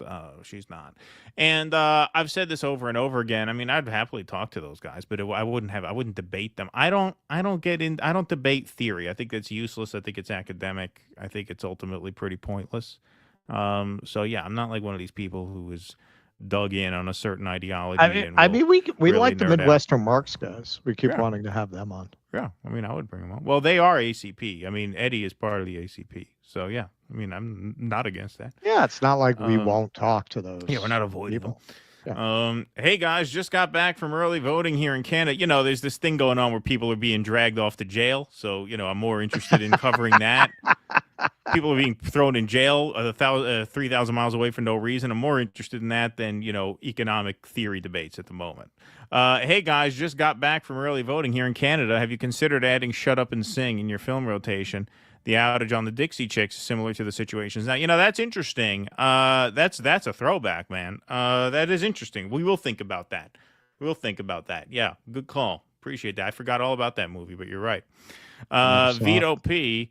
Gotta end broadcast early tonight. Tornado heading my way. Good show. Keep going. Cancer sucks. You guys rock. Oh my God. Well, stay safe, Vito. Thanks, man. Yes. Take shelter, my friend. Be well. Okay. Let's move on here to Van Hollen's trip. All right. I call this segment Tattoo You. Yeah. So Chris Van Hollen, to his credit, went down to El Salvador and seemed to have laid enough pressure on Bukele to actually get a meeting with Abrego Garcia. So he says here, I said my main goal of this trip was to meet with Kilmar. Tonight I had that chance. I've called his wife, Jennifer, to pass along his message of love. I look forward to providing a full update upon my return.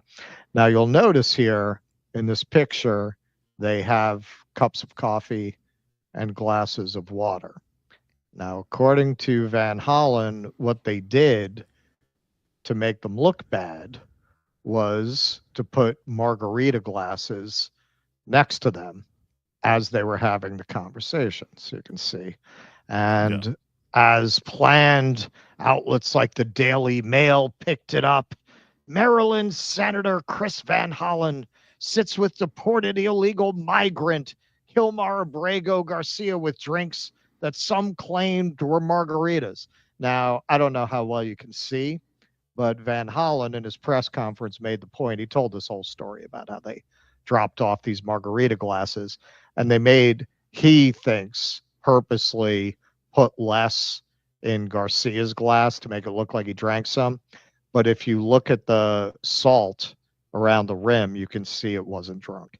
He says neither one of them took a sip. Yeah, no, that's what he did. He went down there so they can get wasted. They can go to the bar and get wasted. Yeah, no, he thought that would be great optics for the trip. Let's go down there and get slammed with Kilmar Abrego Garcia. Yeah, he was really after. Yeah, he was really trying to recreate the Crosby Hope Road movies, Road to Seacott. Yeah. So this is what he said at his press conference. As we were talking, one of the government people came over and deposited 2 other glasses at the table. Let me just be very clear. Neither of us touched the drinks that were in front of us, Van Hollen said. The glass in front of Abrego Garcia held last liquid, Van Hollen added, making it appear as if the deported man had taken a drink. He also said the Salvadoran government initially wanted to hold the meeting by the side of the hotel swimming pool. Quote, this is the lengths that President Bukele will go to deceive people about what's going on. So here's a little bit. We're going to look at a couple of the things he said in that press conference. Here he talks about a little bit about the conditions. What did Abrego Garcia say that the officials in El Salvador told him about why he was sent to that prison and how long he would be there? They haven't told him anything about why he was sent. Or how long he would be there? They didn't tell him anything about that. Have you In been fact, I asked the vice president exactly that question. Why is he here? Is he violating any laws in El Salvador? Do you have any proof that he's committed a crime? No. Why is he here? Because the Trump administration is paying us to keep him here. Did he say any heard from other migrants that were also there that were also deported to that prison? Did what? I'm sorry. Did he say what he had heard from others who were also deported to that prison? He did not know about what was happening in the outside world. Let me just say, it's also, there's 40,000 people there, so the odds that he would encounter another one of these deportees, there's only a few hundred deportees. I mean, it's like a needle in a haystack. Well, and also, as we pointed out when we first covered this, and as many others have pointed out, there's a term for what he's describing there in law. It's called human trafficking. Right. They illegally deported this man, and they will not release him, according to Van Hollen. The vice president told him straight out, they have no charges against him. They have no evidence of him being involved with MS-13, but they're being paid to keep him. Yep. That's it. That's human trafficking. That's human trafficking. So here, Van Hollen really cut to the heart of the matter. Whatever you think and we'll get little bit into this about the increasingly desperate claims the Trump administration is making that Abrego Garcia is a member of MS-13. That's not the issue. That's not the issue. The issue is the danger that it puts me and you and every person in this country in if you let the president deport somebody illegally with no recourse to the law. If he can do it to him, he can do it to you. If you're going to say that once somebody is extraterritorial, the courts no longer have any jurisdiction, it's a matter of foreign policy, what's to stop them from sending you down there? That's what it's about. It's not about whether he's MS-13. It's not about him. Right. If they have a case against him, they need to make that case in court so that we are sure. So that we're sure. You have to be sure before you lock a person in a cage. That's innocence until guilt is proven. That is as basic as it gets. It's as easy and as simple as it gets. Right. You have to prove it beyond a reasonable doubt. It's not complicated. All right. So here's Van Hollen. Where the case first appeared. This is a quote from her opinion. Defendants, and in this case, this is the Trump administration she's referring to, have offered no evidence linking Abrego Garcia to MS-13 or any terrorist activity. And vague allegations of gang association alone do not supersede the express protections offered under the INA, unquote. She emphasized this point, and I'm quoting, "No evidence before the court connects Abrego Garcia to MS-13 or any other criminal organization," unquote. In other words, put up in court or shut up.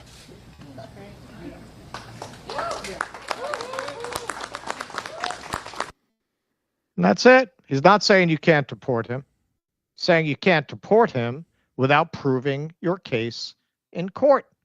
The Trump administration itself approved the court finding that he could stay in the country, and year after year never claimed that he was a gang member in Trump's first term. They never claimed he was a gang member. Right. Why didn't they claim it then if he was so clearly MS-13? What, they were friendly with MS-13 in his first term? Right. Why all of a sudden now? So the Trump administration went on a full court press to smear this man. Fixed it for you. Here's the New York Times headline. Oh, and by the way, Chris Van Hollen, he's not coming back. So you see, Senator meets with, they crossed out wrongly, deported Maryland man, MS-13, what does that say? Illegal alien. MS-13 illegal alien in El Salvador who's never coming back. Classy. Very proud to be represented by these people on the world stage. So here is Trump responding to a reporter's question, and he went on at some length, but this was the meat of it. While we're on the subject, right? So you're talking about Abrego Garcia, is that the one? Yeah. Is an illegal alien, MS-13 gang member and foreign terrorist. This comes out of the State Department and very legitimate sources. I mean, I assume. I'm just giving you what they handed to me, but this was supposed to be certified stuff. Oh yeah, no. As we will see, the State Department, the law enforcement community, they're very reliable. They're very reliable under this administration when they make claims of gang affiliation. We'll see how reliable that is. So taking it to another level, Trump put out a photo that created a lot of confusion about what they were suggesting. But he says here, this is the hand of the man that the Democrats feel should be brought back to the United States because he is such a fine and innocent person. They said he is not a member of MS-13, even though he's got MS-13 tattooed onto his knuckles, and two highly respected courts found that he was a member of MS-13, beat up his wife, etc. I was elected to take bad people out of the United States. among other things, I must be allowed to do my job, make America great again. Now, okay, you can't see it very well here, but there are 4 different symbols on his hand: a marijuana leaf, a skull, and we'll take a closer look at it. But over that are very clearly photoshopped on the letters MS-13. Now, this led to a lot of confusion. A lot of people were like, hang on, do they really expect people to believe that these letters are actually on his knuckles? It was so obviously photoshopped.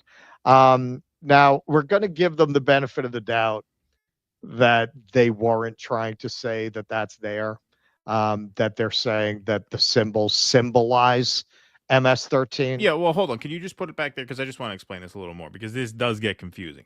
So there's a marijuana leaf, a smile, a cross, and a skull. So they put above those symbols MS-13. Now, I believe, I believe this without knowing of the controversy. I didn't believe they actually wanted us to believe they had the letters MS and 13 on his knuckles. I think they were putting them there as a key to show marijuana starts with M, smile starts with S, so that's MS. Now, I don't know how a cross and a skull represents a 1 and a 3. I don't know that. As we'll see later in this exhibit, most MS-13 tattoos are pretty explicit. They just say MS-13 on them, right? They don't really deal in that kind of coded stuff. So I don't know. And what we keep coming back to is this needs to be presented in court. You cannot have a trial by Twitter, trial by morning show segments about the tattoos. This is why you have to present this to a court, because there's just no way you can know anything for sure. And if you're going to lock someone in a cage, you have to know for sure. Again, the most basic premise upon which our quote-unquote free society is based. Innocent until proven guilty. It's the most obvious, simple thing in the world. You have to prove it.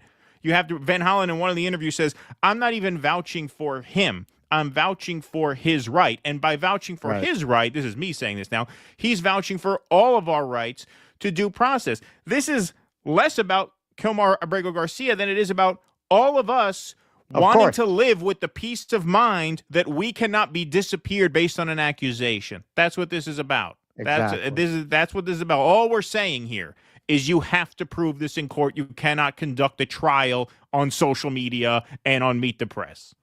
But they're doing it. It's Jack Posobiec. You really can see where it said MS-13. I know the libs will disagree. They have to, but it's plain as day. I don't even understand what the fuck that means. No, he's just a clown. There's a faded MS-13 on his knuckles that you can see. I don't even understand this. You want to see moron. You want to see moron. He actually believed that this was on the knuckles. Yeah. Western decline. The innocent Maryland man literally has MS-13 tattooed on his knuckles. Now just watch the left completely ignore this. Yeah. So once again, I don't believe it was the government's intention to lead people to believe that those digits were actually I agree with you, because that's just too obvious. And it's obviously because anyone could look at his hand in pictures and see that's not there. Exactly. They meant that as a key, as a symbol guide. As a key to what's on his knuckles. Yeah. But yeah, I mean, this is Trump just posted this himself as proof that Kilmar Abrego Garcia is a member of MS-13. Presumably, it's a tattoo on Garcia's hand that's code for MS-13. Except the gang is famous for literally tattooing MS-13 all over their bodies. Right. Trump is getting desperate. So some examples here. Yeah. They don't look all that shy. No, they're not subtle. They're not subtle. They're not subtle. MS-13 right there. MS-13. Yeah. Pretty prevalent. If he had that on his back, I'd say, all right, you got a case. Now, but look. If we're going to start deporting people for having legit gang tattoos, I think we're going to have to start with the defense secretary, who has this tattoo, and actually this tattoo and another tattoo got him barred from working a detail under Biden. It got him barred because of its gang implications. Pentagon pick left guard after being reported as possible insider threat due to tattoo. Pete Hegseth, this is obviously a few months ago, now the nominee to be defense secretary, was barred in 2021 from serving in support of Joe Biden's inauguration as a National Guard member after an intelligence officer posted concerns to social media. So this is one of his tattoos here that got him barred from service at the inauguration. Deus Vult, the Latin phrase tattooed on Hegseth's right bicep, translates as God wills it. It has been popularized by the far right, among them neo-Nazis, as a rallying cry against their fears over the spread of Islam. Actually, Douglas Murray has one of these on his left bicep. Yeah. The phrase dates back to the Crusades and was repeated by Hegseth as the last two words of his book, The War on Warriors, published in the summer. So, hey, man, we're going to have to send him down to CCOT, huh? Look at that. So now, earlier in the week, before Tattoo Gate, they really laid it on by releasing the police report that laid out the case that he was MS-13. Abrego Garcia was illegally in the U.S. Garcia was arrested and found with rolls of cash and drugs. Garcia was arrested with two other members of MS-13. Two judges found that Garcia was a member of MS-13. And then, they released the report here that they based this on Chicago Bulls hat and a hoodie with rolls of money covering the eyes, ears, and mouth of the presidents on the separate denominations. Officers know such clothing to be indicative of the Hispanic gang culture. Okay, so you got all this. You know what they don't mention? That he has a code on his knuckles that means MS-13. They say they're familiar with the Hispanic gang culture. This is what his Chicago Bulls means. This is what his money means. No mention of that. Nobody said anything about him having MS-13 symbolized on his fingers until Van Hollen went down to El Salvador, and they decided they're going to hit back by tripling down like they do. Right. They think also, if they found that suspicious, they would have mentioned that he has the marijuana smile, you would think they cross, would, of and course, skull. Yeah. Of course. Why would it not be in there? Why would it not be in there? You're talking about his Chicago Bulls hat. They wouldn't mention that? Right. They also don't tell you the Maryland police officer who formally attested to Abrego Garcia's supposed gang affiliation in 2019 when he was detained the first time was subsequently suspended from the force for a serious transgression, giving confidential information about a case to a sex worker, the New Republic has established. So that's a crackerjack detective who made these deductions. And here, believe it or not, on Fox News, they actually laid out what a bunch of bullshit everything that the administration is saying about this case actually is. Hang on, where's that video? You got it. Yeah, there it is. 13 guy. Let's be very clear about this. The accusation of being MS-13 is based on a double hearsay testimony. They never followed up with it. And a detective who weeks later was indicted for sharing confidential information. His legal status, Abrego Garcia's, was approved by the Trump administration in 2019. And every year since then, he has checked in with the Department of Homeland Security. And nobody has said anything about him being a gangbanger. Until he was? No, not until anything. He became a prop. To this day. It's not about being a prop. There will be other senators that are looking into these because it is reported that over 75% of the people that were on that plane have not been convicted of anything. And Okay, that's on Fox. Not MSNBC. It's on Fox. Now, Trump remarkably stood at a microphone and said, well, it's coming from the State Department. It's credible. Why would you believe anything these people say? They said that this guy, gay Venezuelan makeup artist, because he had a tattoo dedicated to his grandmother, got deported to CCOT. Soccer player who had the symbol of the Madrid soccer team got deported as a gang member. Why would you believe them when they all of a sudden, out of nowhere, tell you these symbols on his knuckles are MS-13. This is not to take away from the broader legal issue. Even if he is, he needs to be tried in a court of law.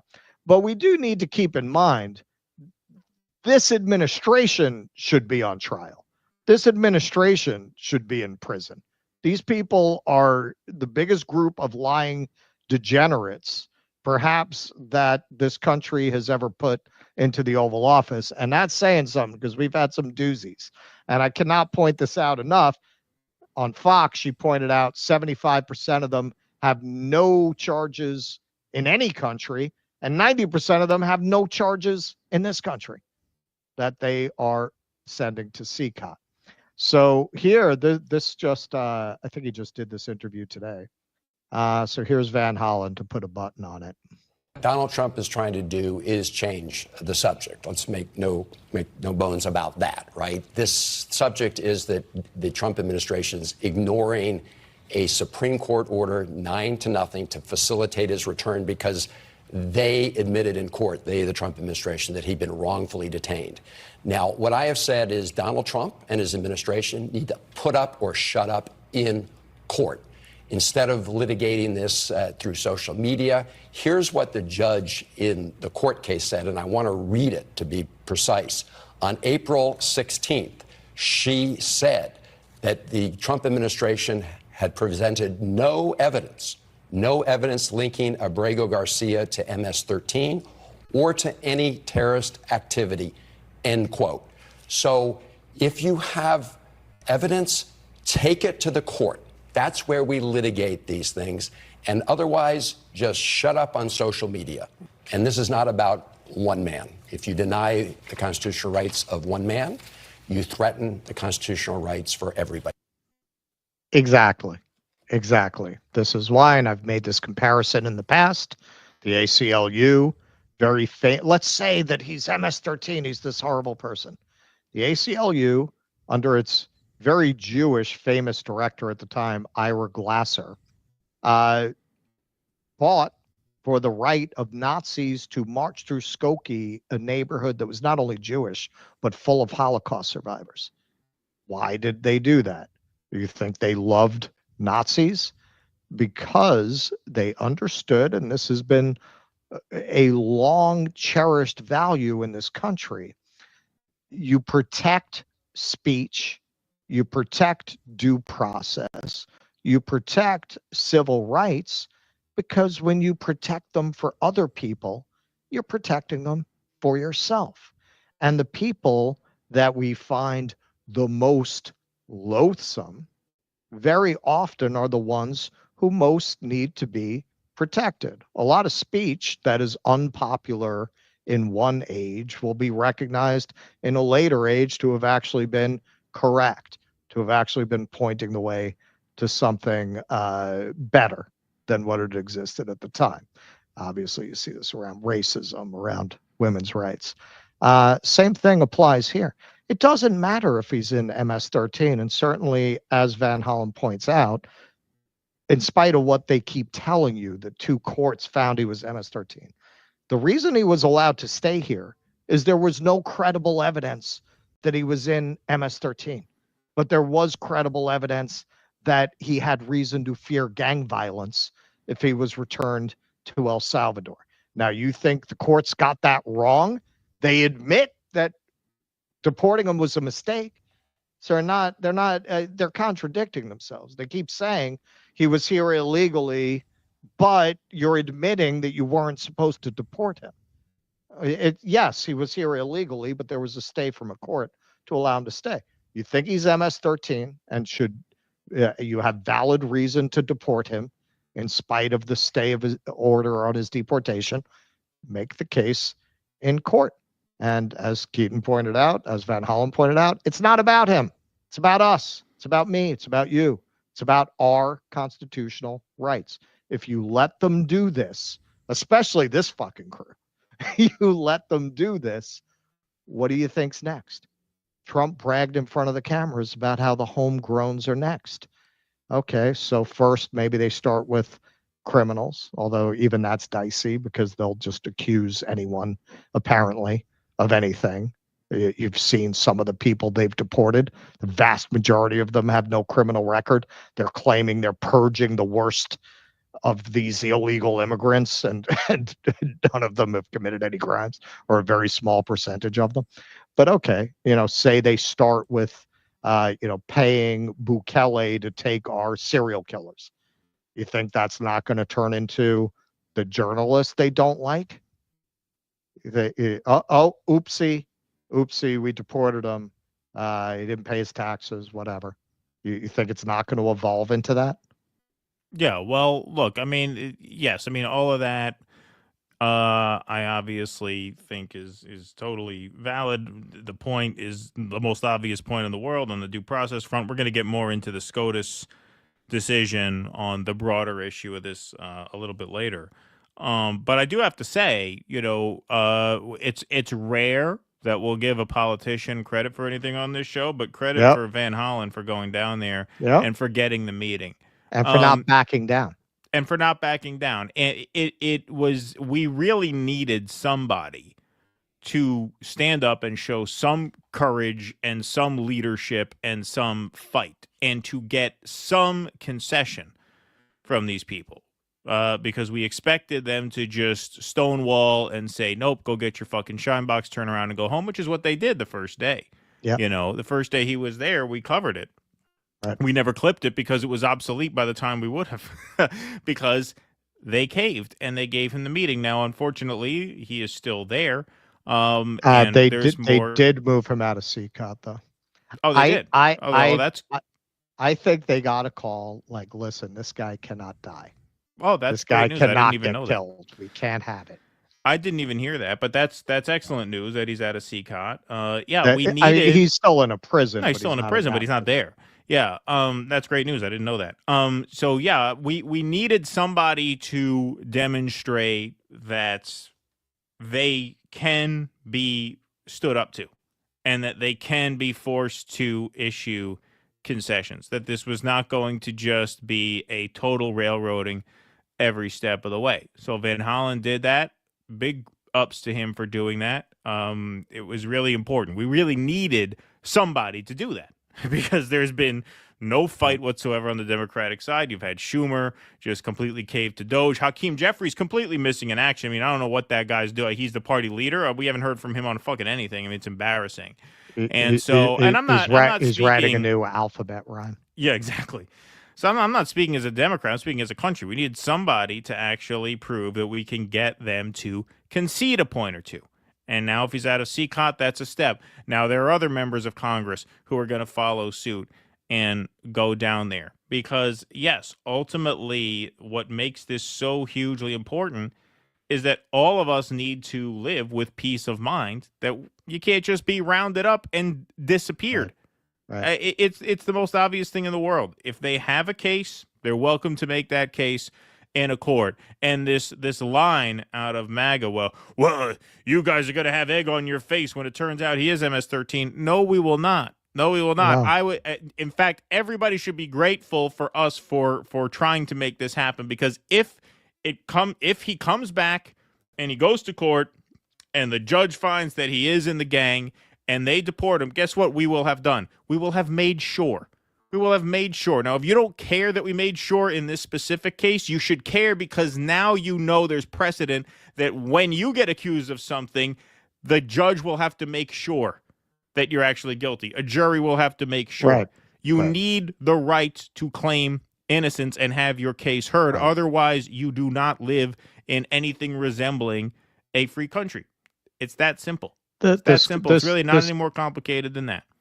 This country was already very dangerous in many, many ways, including legal jeopardy. This country, for a very long time, has been so gung-ho on mass incarceration. You're much more likely to be unjustly imprisoned and prosecuted here than anywhere else in the Western world. There's no other country where the prosecutors are incentivized to load you up with charges and force you into a plea bargain out of fear that you're going to get a 20-year sentence, even if you're innocent. That's why people take pleas all the Right. time. I think like 90% of them, they take pleas and don't go to trial because the prosecutors just load up the charges to scare the hell out of you. Man, you get arrested in pretty much any other Western country. They're not just viciously cruel and psychotic like that. This takes it to the point that you really are in a fascist state. If this passes, you are literally living in a state where they can just round you up and deport you. Not just if you're an illegal, anybody. Yeah. Yep. Indeed. All right. Let's go to a read from one of our dissident sponsors here, a bard and a guitar. Where is it? Come on. Load. Are my slideshows not loading? Oops, sorry. Wait, let's make sure my slideshows are working. Yep, that one is. This one isn't. All right. Well, we'll do that read on the next show. We'll do Rumble Premium instead. I'll have to reload that slide.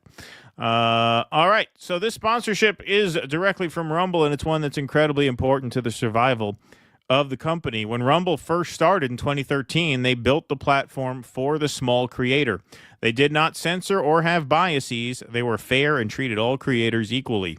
No one thought the platforms would censor political conversation or opinions on topics like COVID, but they did, and Facebook admitted they fell to pressure from the Biden and Harris administration at the time. Rumble did not cave. They famously held the line, and they're attacked daily for giving shows like us a voice to talk to audiences like you.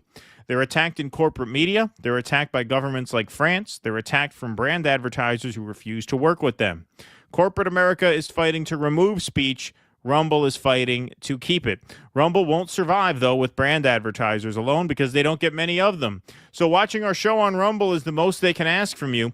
But if you really believe in this fight, and if you have the means, one major way you can help Rumble survive is by joining Rumble Premium. So join the community that believes in the First Amendment and believes in our human right to free speech. Rumble is offering $10 off with the promo code STUDIO when you purchase an annual subscription. So go to rumble.com/premium and use promo code STUDIO. Rumble Premium is, of course, the ad-free version of the Rumble platform. So like I said, if you have the means and believe in the cause, now is the time to join Rumble Premium. If you don't have the means, we are, of course, just happy if you watch us on the platform.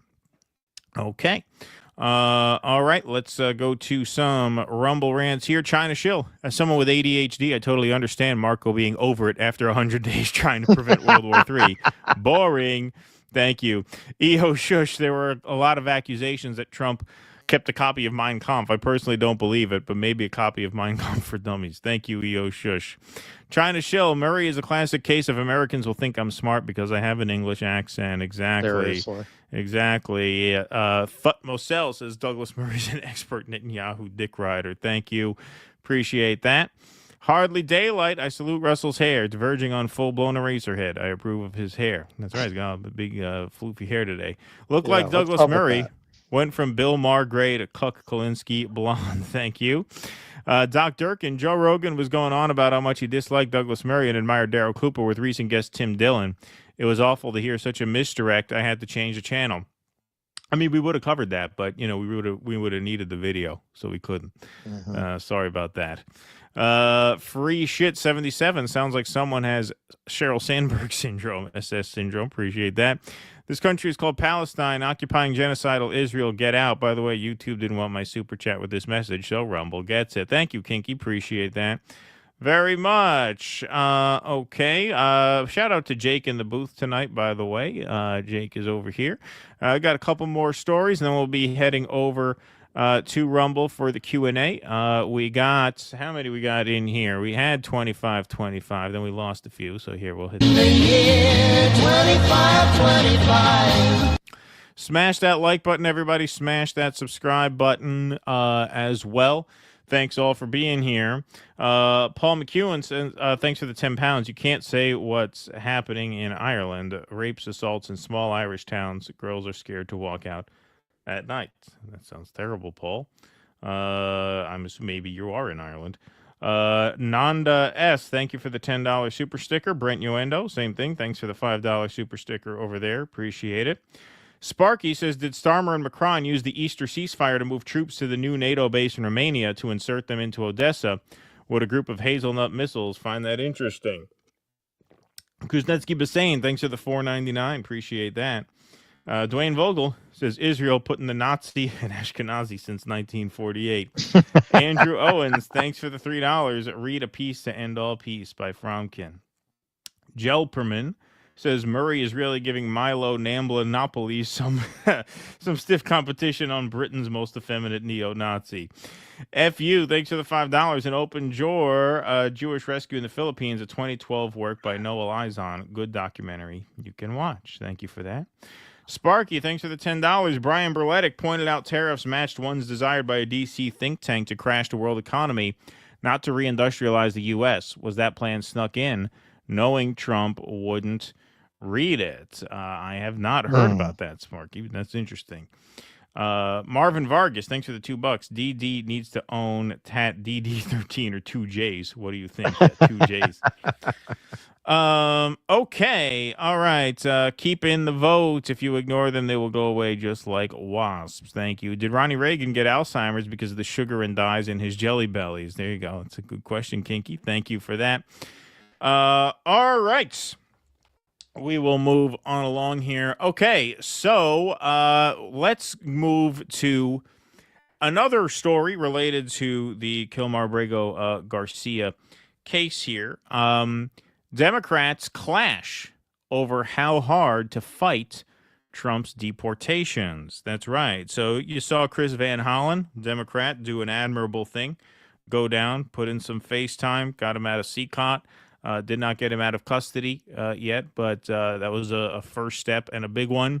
But the party itself is kind of wrestling with what to do about this here. Democrats are at odds over whether to make opposition to the Trump administration's deportation policies and trips to the El Salvadorian prison where deportees are being held a centerpiece of their anti-Trump message.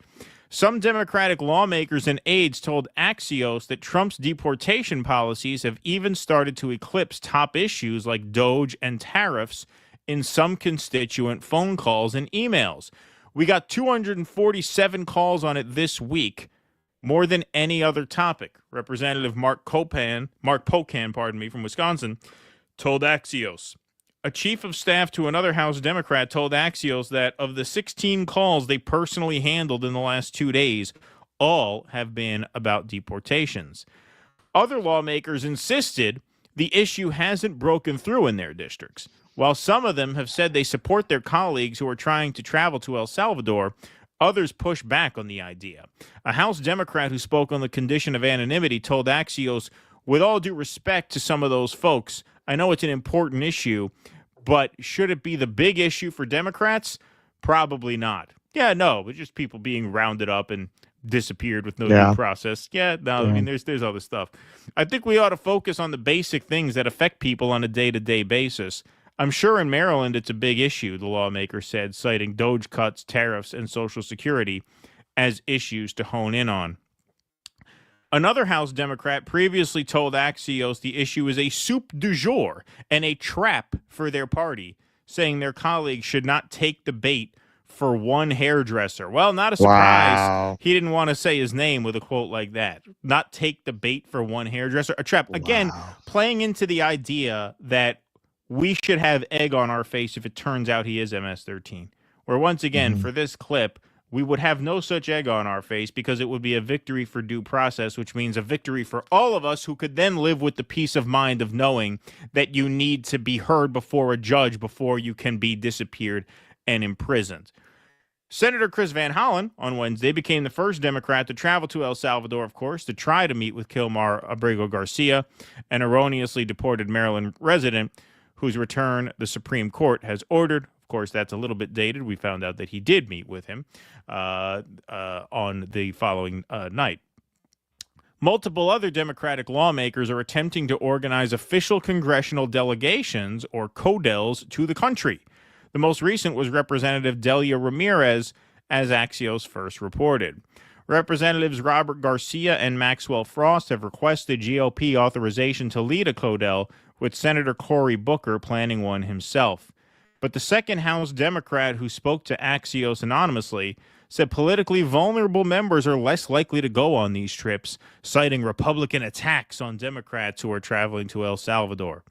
Trump is setting a trap for us. Maybe that doesn't matter in a Democrat plus 30 district, but you're not going to see any frontliners down in El Salvador, the lawmaker said. I'm sure that makes him feel really great. That, yeah, we'd like to have you back, but it's not worth doing it if we're in a swing district, right? So, this was so offensive that Jon Favreau decided he had to call it out. So here he is, and he cites some of this reporting as well as other reporting from a guy named Gavin Newsom, whose star is not rising, to put it mildly. He is really pissing off a lot of people every time he opens his mouth. As you could see in this piece, as it's cited, he called this case a distraction. So here's Jon Favreau. Here's the king of the libs going off on his own party here. Not all Democrats want to fight about this. One House Democrat told Axios that this shouldn't be a, quote, big issue for the party and that they should instead focus on, quote, the basic things that affect people every day. Another House Democrat said that this is a, quote, soup du jour issue, a, quote, trap, and that the party shouldn't, quote, take the bait for one hairdresser, referring to Andre Romero, the gay hairdresser from Venezuela with no criminal record, who was also disappeared to CCOT. Gavin Newsom called it, quote, the distraction of the day, and, quote, exactly the debate they want because they don't want the debate on tariffs. Deep breath, deep breath. Gonna try not to scream about all of this. First, I will stipulate happily that all the public opinion research says that the best way to drive down Trump's approval rating is to talk about the economy. Tariffs, inflation, economic chaos, market drops, tax cuts for billionaires, cuts to Medicaid. That is without a doubt the most persuasive message in all the polling. I'm not arguing that. I also think the Democrats look cowardly, calculating, and fucking ridiculous if our response to the father and husband of a U.S. citizen being sent illegally in defiance of a Supreme Court order to a foreign gulag is to vomit up some poll-tested talking points about tariffs, to turn our back to it. That is absurd. Like, who are we and what do we stand for if we do that? We don't always get to pick the fights. Trump gets to pick them most of the time. The fights come to us and we have to decide how to win them. And at this moment, with so much on the line, not just for Kilmar Abrego Garcia, but for democracy, for the rule of law, for due process, this is an important fight. And the idea that Democrats lose every time we talk about immigration is such learned helplessness, it drives me bananas. And if we turned our blind eye here, we are ceding the ground. I think Democrats are learning the wrong lesson from 2024. Yeah, it is learned helplessness. Absolutely. It was learned helplessness during the campaign where they made no attempts to say, hey, you know what?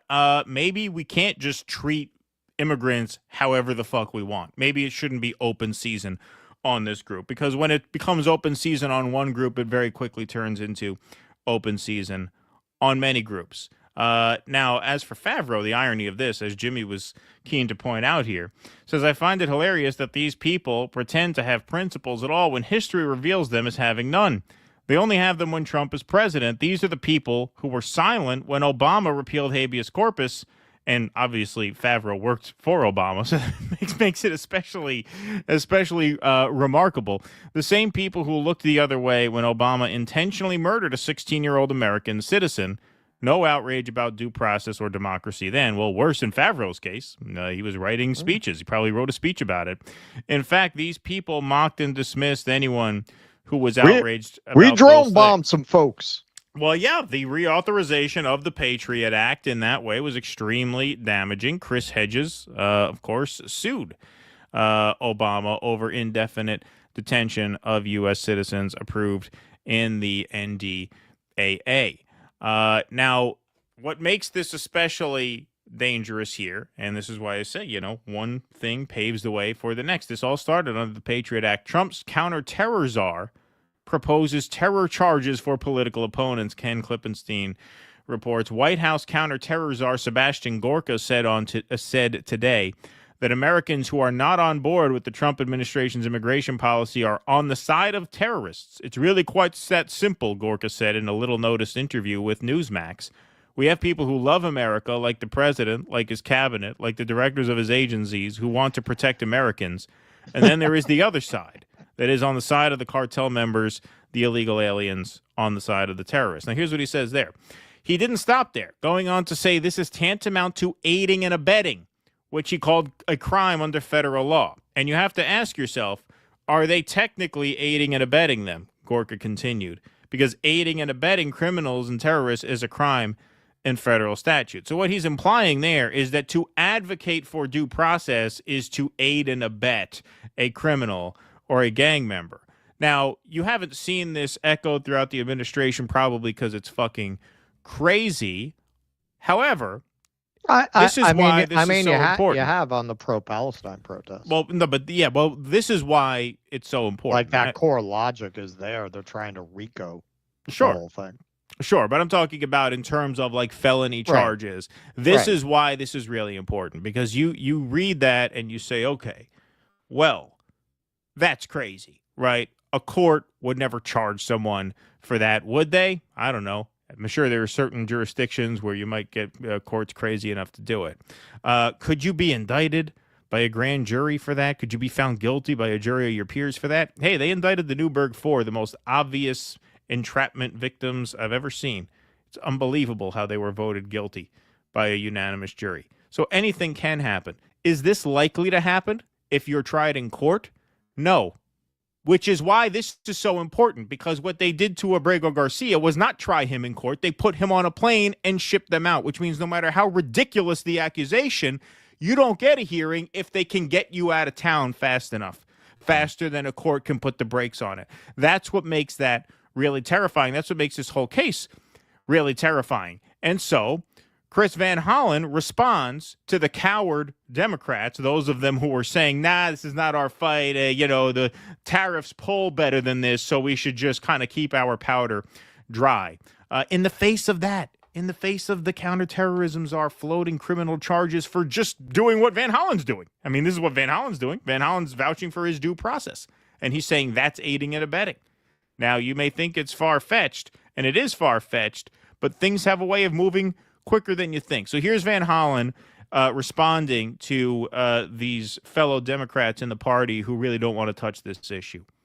Fellow Democrats like Gavin Newsom say that it's a mistake to have this fight when the economy really is the issue that Democrats should be focused on. He said it's the distraction of the day, the art of distraction, and how is it so that we are looking like we're defending, someone who's out of sight, out of mind in El Salvador. Do you see an argument that the focus on this, regardless of due process, which is totally understandable, but just on the politics, might not be winning for you?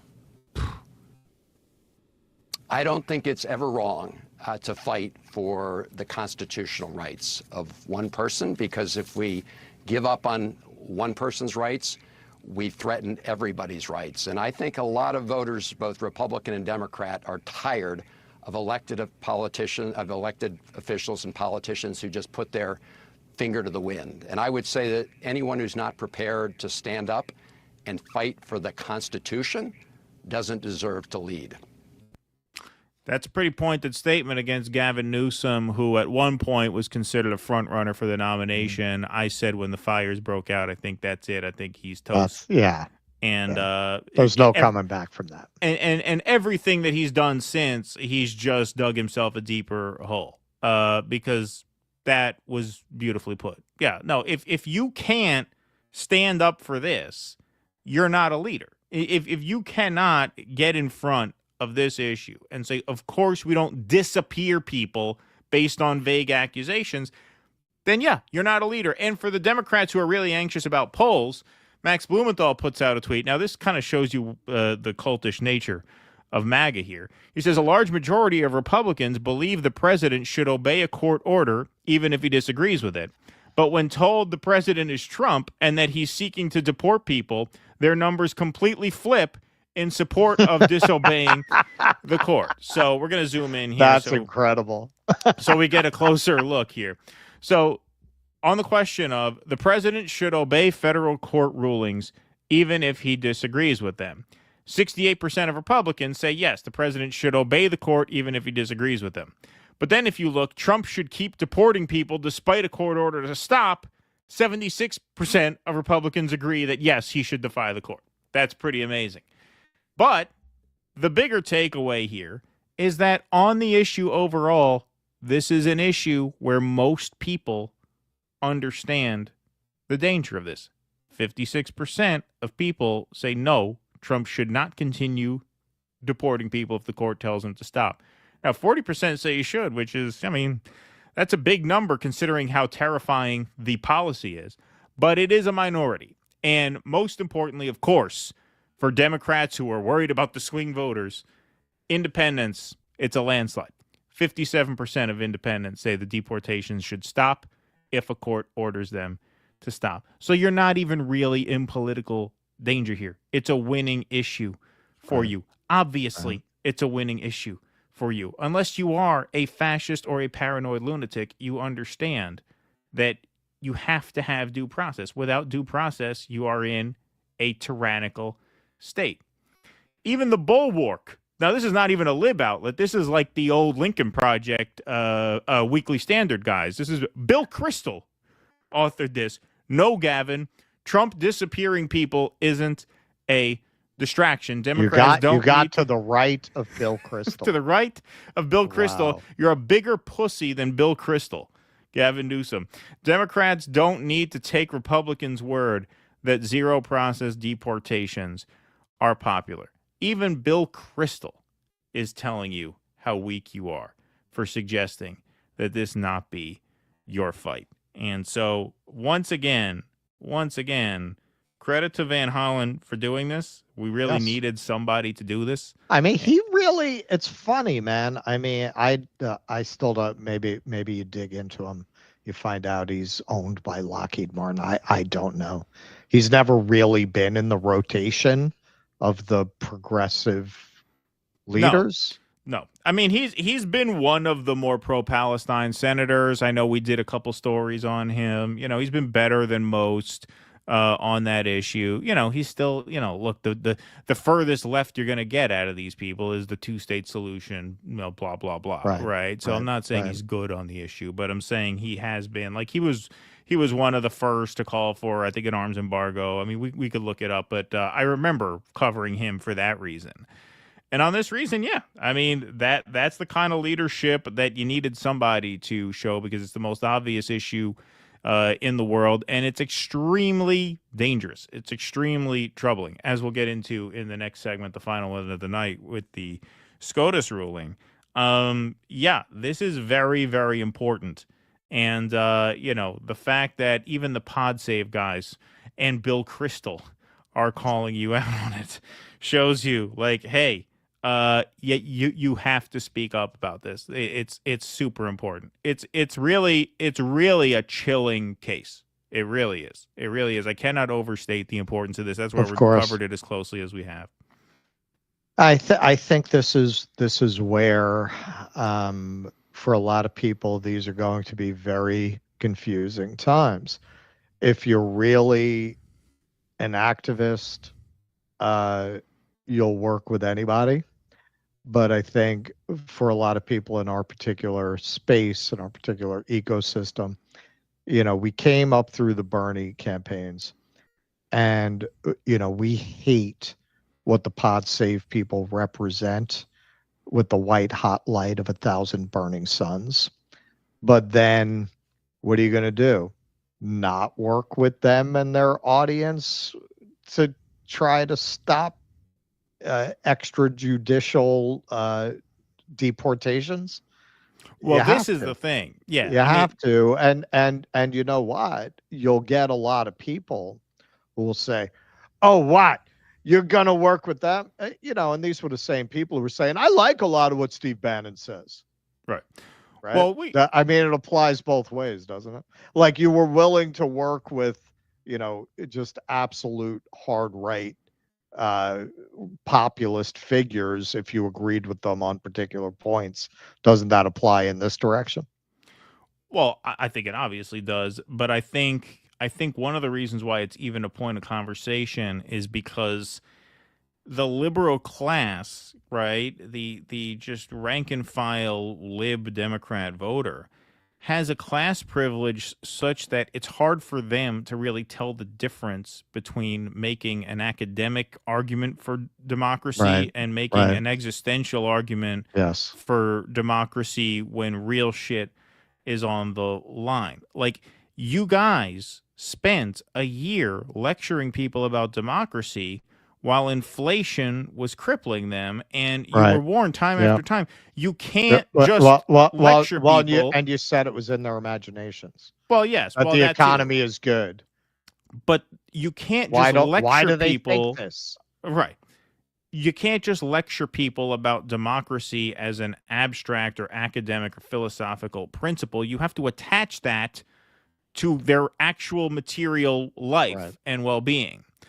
Well, here's your opportunity to fucking do that, right? Like, this is a case where your lecturing about democracy can very easily be connected to real, tangible risk, which is your due process rights being taken away, which makes everyone vulnerable to persecution.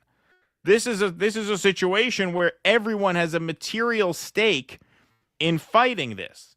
And it's hard for a lot of the liberals to see that because they don't have much of a material stake in anything, because their class privilege is such that they figure, well, none of this is really going to happen to me ever. So it's hard to tell the difference between an emergency and an election season talking point.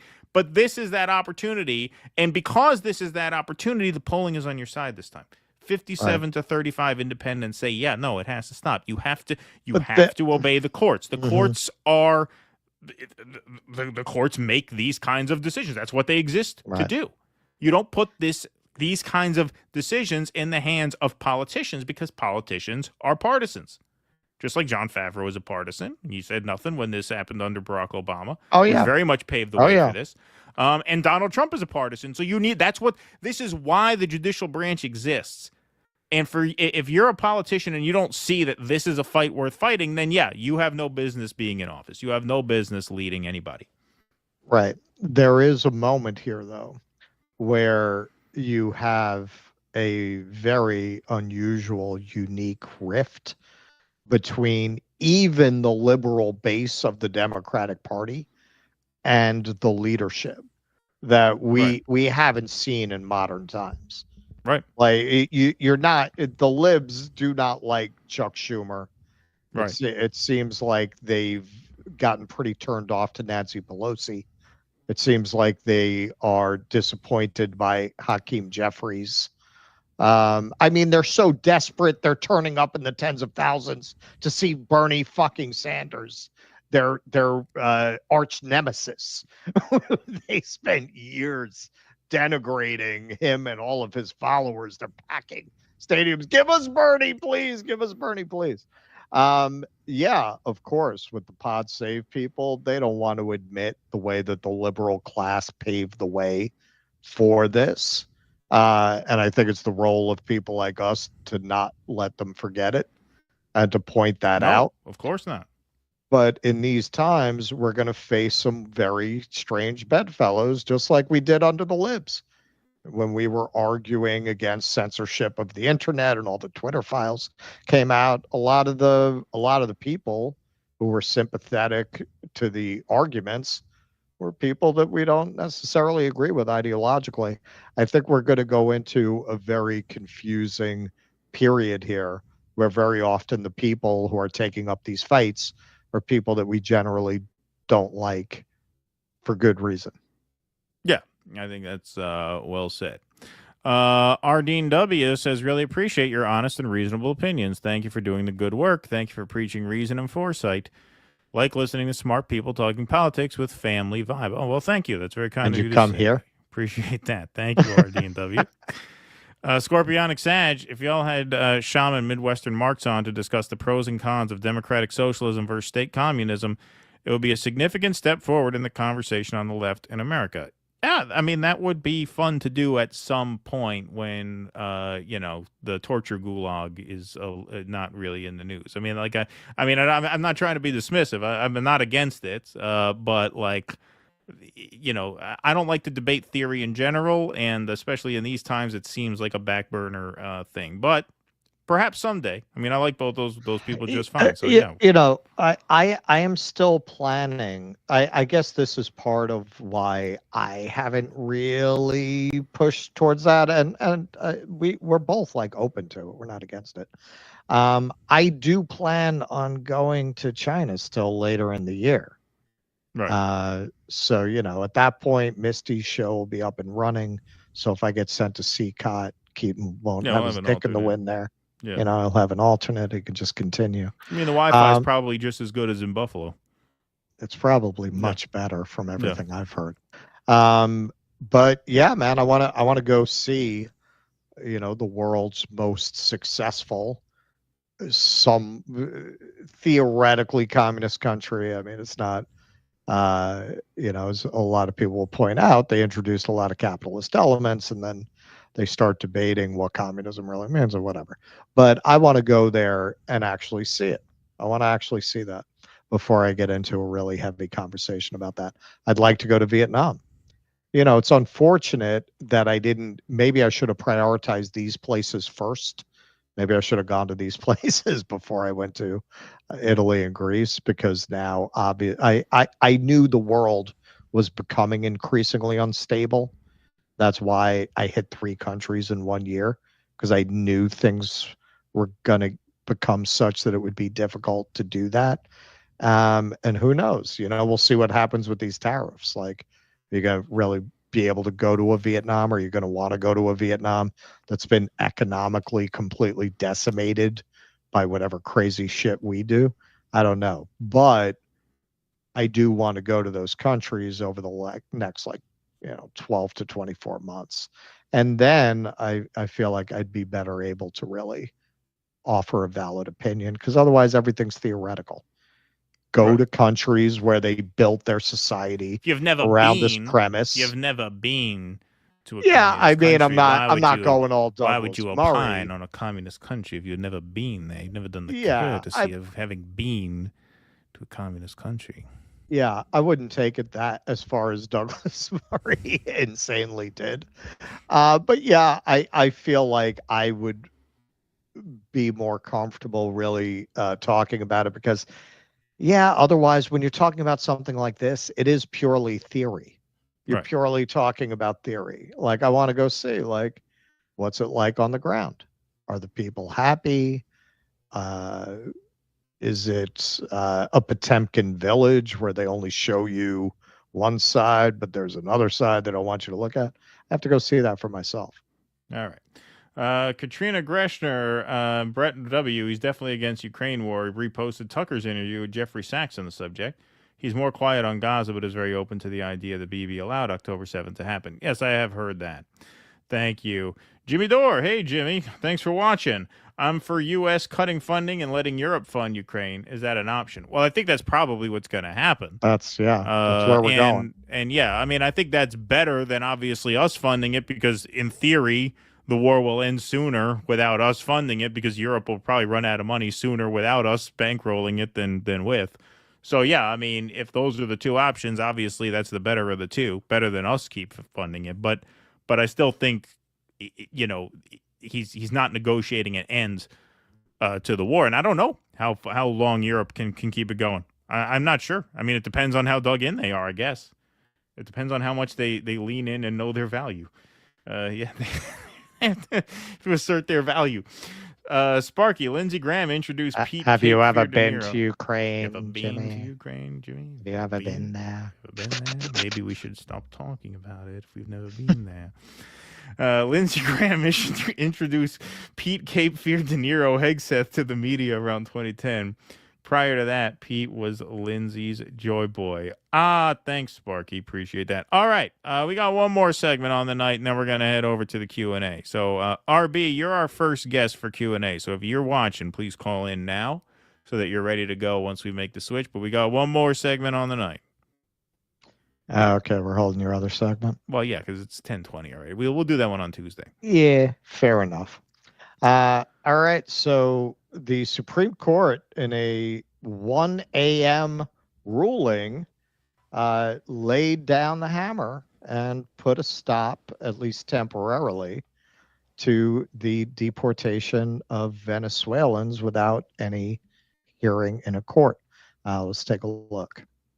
This weekend, the U.S. Supreme Court blocked the Trump administration from carrying out deportations of alleged gang members and migrants from a detention center in northern Texas. Lee Gallant, the lead attorney for the ACLU, which sued to stop the deportation, said in a statement, "These men were in imminent danger of spending their lives in a horrific foreign prison without ever having had a chance to go to court." The High Court's decision is part of the latest legal challenge involving the Trump administration's use of the Alien Enemies Act. The authority was used to deport hundreds of migrants, including Kilmar Abrego Garcia, to the notorious SCOTUS prison in El Salvador.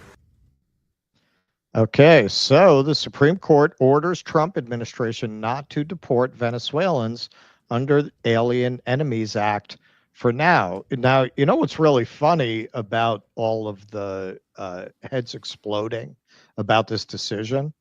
They were ecstatic when just a couple weeks ago the Supreme Court ruled that deporting people under the Alien Enemies Act was not by definition overreach, praising the court for that decision, which at that time was 5-4. This one is 7-2. The court did not grant or deny an application filed by lawyers for the detainees, but effectively hit pause on the case, which affects people currently held within the jurisdiction of the Northern District of Texas. Quote, "The government is directed not to remove any member of the putative class of detainees from the United States until further order of this court," the brief order said. Two conservative justices, Clarence Thomas and Samuel Alito, disagreed with the Supreme Court decision, the order noted. At around the same time, the New Orleans-based 5th U.S. Circuit Court of Appeals rejected a request by the men, who the administration alleges are gang members, to halt any deportations under a wartime law called the Alien Enemies Act. On Friday afternoon, at least one charter bus rolled up to the Blue Bonnet Detention Center in Anson, Texas, a town about 200 miles west of Dallas, where the men are being held. Administration officials are seeking to deport the men, who they say are members of the Tren de Aragua gang. They have a tattoo of a maple leaf on their back. They're from the Canadian branch of Tren de Aragua. There are major questions about whether the government has the authority to apply the Alien Enemies Act to gang members outside of a war situation, and whether adjudications about gang membership are accurate. The plaintiffs, quote, "ask only that this court preserve the status quo so that proposed class members will not be sent to a notorious prison in El Salvador before the American judicial system can afford them due process," their lawyers at the American Civil Liberties Union wrote in the Supreme Court filing. In a statement, Lee Gallant, the lead ACLU attorney in the case, praised the Supreme Court's decision, saying, "These men were in imminent danger of spending their lives in a horrific foreign prison without ever having had a chance to go to court. We are relieved that the Supreme Court has not permitted the administration to whisk them away the way others were just last month." The Supreme Court action follows an April 7th decision in which the court made it clear that any people the government wants to deport under the Alien Enemies Act need to be given the chance to challenge the decision via habeas corpus petitions. So it's pretty remarkable what outcry you're getting from a lot of MAGA world about this. They didn't rule that he can't deport people under the Alien Enemies Act, which I would argue they should. They're just saying, really, they're hitting a pause on it, and they're saying, stop the deportations for now, and you're going to have to honor habeas corpus. Now, of course, our illustrious president was not happy about this. Biggest reason was because of the border and because of illegal immigration. We're getting them out, and that's why I was elected. A judge wasn't elected to do that. I was elected to do. He was elected, but part of our system of checks and balances is that judges are able to make these determinations and check the executive, but that's not something he cares to understand. So the White House, as part of its propaganda campaign, elevated this post. Per a senior Trump administration official, these are some of the suspected Venezuelan Tren de Aragua gang members detained in Texas that the administration was planning to deport before SCOTUS stepped in and blocked it last night. All have significant criminal convictions or charges. Now, I don't doubt that there are people among these detainees who have criminal charges, but once again, that would be a very small minority of the people they're deporting. About 90% of migrants sent to Salvador lacked a U.S. criminal record. 75% lack any criminal record in any country. So could you pick out a few? Yes, but that is not what's happening with the majority. And it is still not an argument against due process in any case. Obviously, you have courts to try criminals.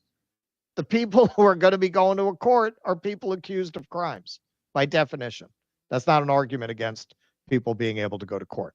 So Washington's favorite sugar baby since Dolly Madison, Carolyn Levitt, says President Trump promised the American people he would use all lawful measures to remove the threat of terrorist illegal aliens like members of Tren de Aragua from our homeland. We are confident we will ultimately prevail against the onslaught of meritless litigation brought by radical activists who care more about the rights of these terrorist aliens than those of the American people. And this is always the argument of American fascists. They care more about the rights of the criminals than the victims. That's always what they say, to get you to give your rights away. So this is pretty typical of the reaction from MAGA world. Sorry, guys. The court says you aren't allowed to have a country. Oh, well, at least we can sleep soundly knowing we rode the rule of law all the way to the bottom. Ironic, coming on the 250th anniversary of the first shots of our war for independence. For what? Arresting me for what? I'm not allowed to stand up for myself? I thought this was America. Huh? Isn't this America? I'm sorry, I thought this was America. Quite a lot of that reaction. The histrionics never end. SCOTUS says you can't dump people you say are gang members and terrorists into a foreign prison for life without giving them a chance to prove they aren't gang members. Quote, that means we're not allowed to have a country. Yeah, exactly. You want to live in a fascist dictatorship. There are a few extant ones you could just move to now. Right. Ignore the Supreme Court. Arrest anyone who tries to enforce this. Dissolve the Supreme Court entirely if they push. You can deport foreigners or you don't have a country anymore. There are no good choices now. I mean, a good choice might be to honor the Constitution that you fruitcakes say you're so fond of, and what the founding fathers that you're always going on about tried to create a system to preserve. And here's somebody who responds very appropriately. Again, this is beyond bizarre. Of course you can deport people. Tens of thousands of people are deported every month. SCOTUS is just saying you can't use the extraordinary wartime authority of the Alien Enemies Act, at least until they can fully hear the case. The hysteria is weird. No, the hysteria is not weird. Most of these people who do not represent a majority of the country. Trump voters represent about the same percentage of the population that supporters of the Nazis represented. It's about a third of the population. About a third voted for Harris. About a third voted for Trump, obviously a little more, but still about a third. And a third didn't vote at all.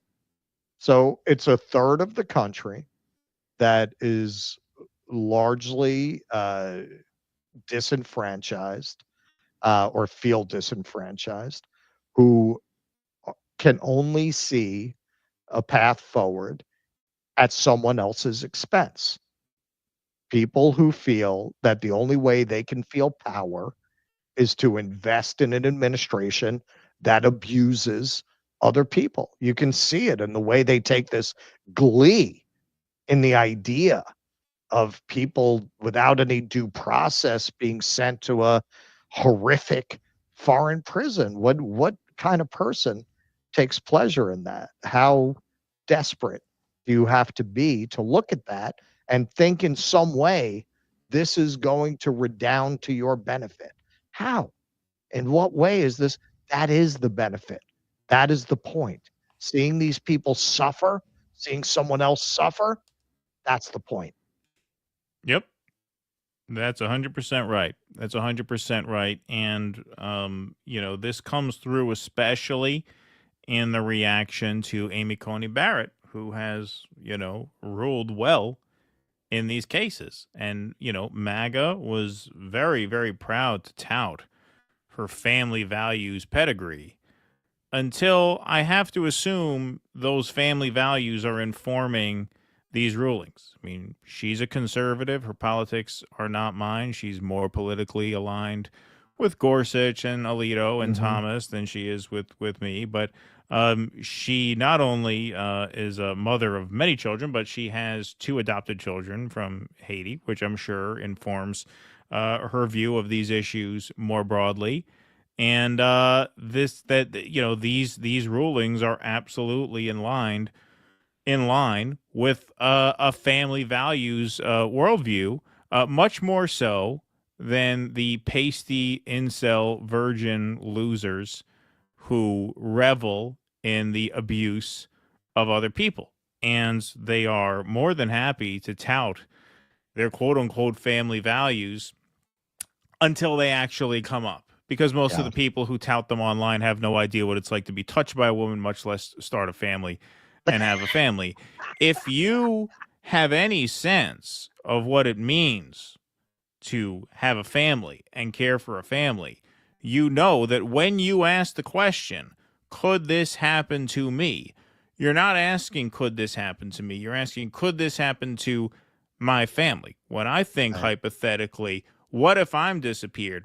The last thing on my mind is, how am I going to survive?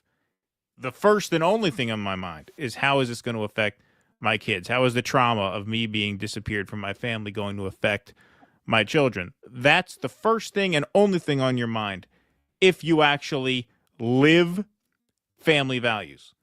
That is it.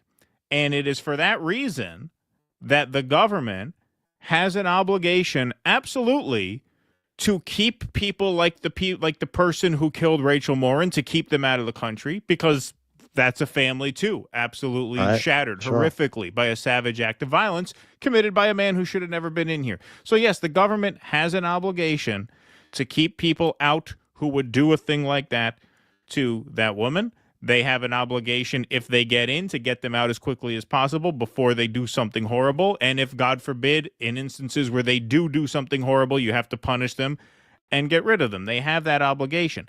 They equally have an obligation to make sure that everyone who they accuse of doing such a thing is given due process, because it is a horrible mistake, obviously, to treat someone like a criminal who is not a criminal, because the consequence of that is not only shattering a human being, but shattering that human being's family, their children. That is what you're talking about here. And if you don't understand that, then you're just hopeless.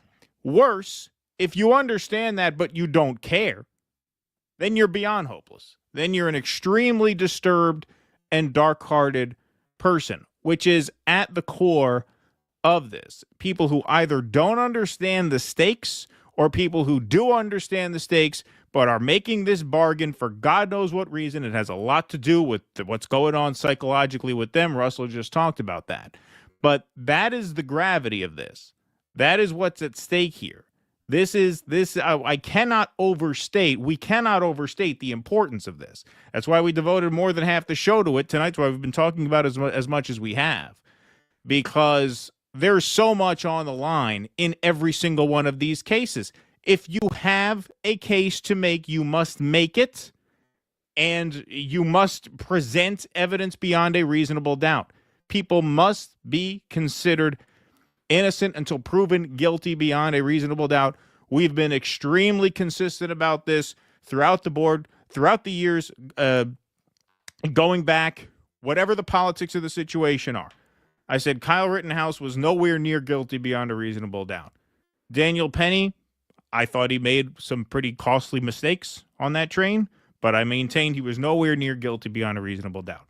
I think the January 6th people, nowhere near guilty beyond a reasonable doubt. A vast majority of them, especially Jacob Chansley. Jacob Chansley, a diagnosed schizophrenic who hurt no one on January 6th. Video showed he's being led around by the cops inside the Capitol building. They wanted to block that guy up for what, 6 years? He got out early. You know why he got out early? Because he had some due process. That's why he got out early. If they put him on a plane and sent him to a torture gulag somewhere, he'd have never gotten out. He'd have never gotten out. And so you have to apply these standards across the board in all occasions, no exception, because the consequence of getting it wrong is to just destroy people and destroy families. That's why Bill Clinton and Joe Biden are the monsters they are. They destroyed hundreds of thousands of black families for no reason at all with their crime bill. This is why incarceration is a big issue with us. We cover this as a major theme of the show. You have to get this right all the time. You cannot take a chance that you get it wrong.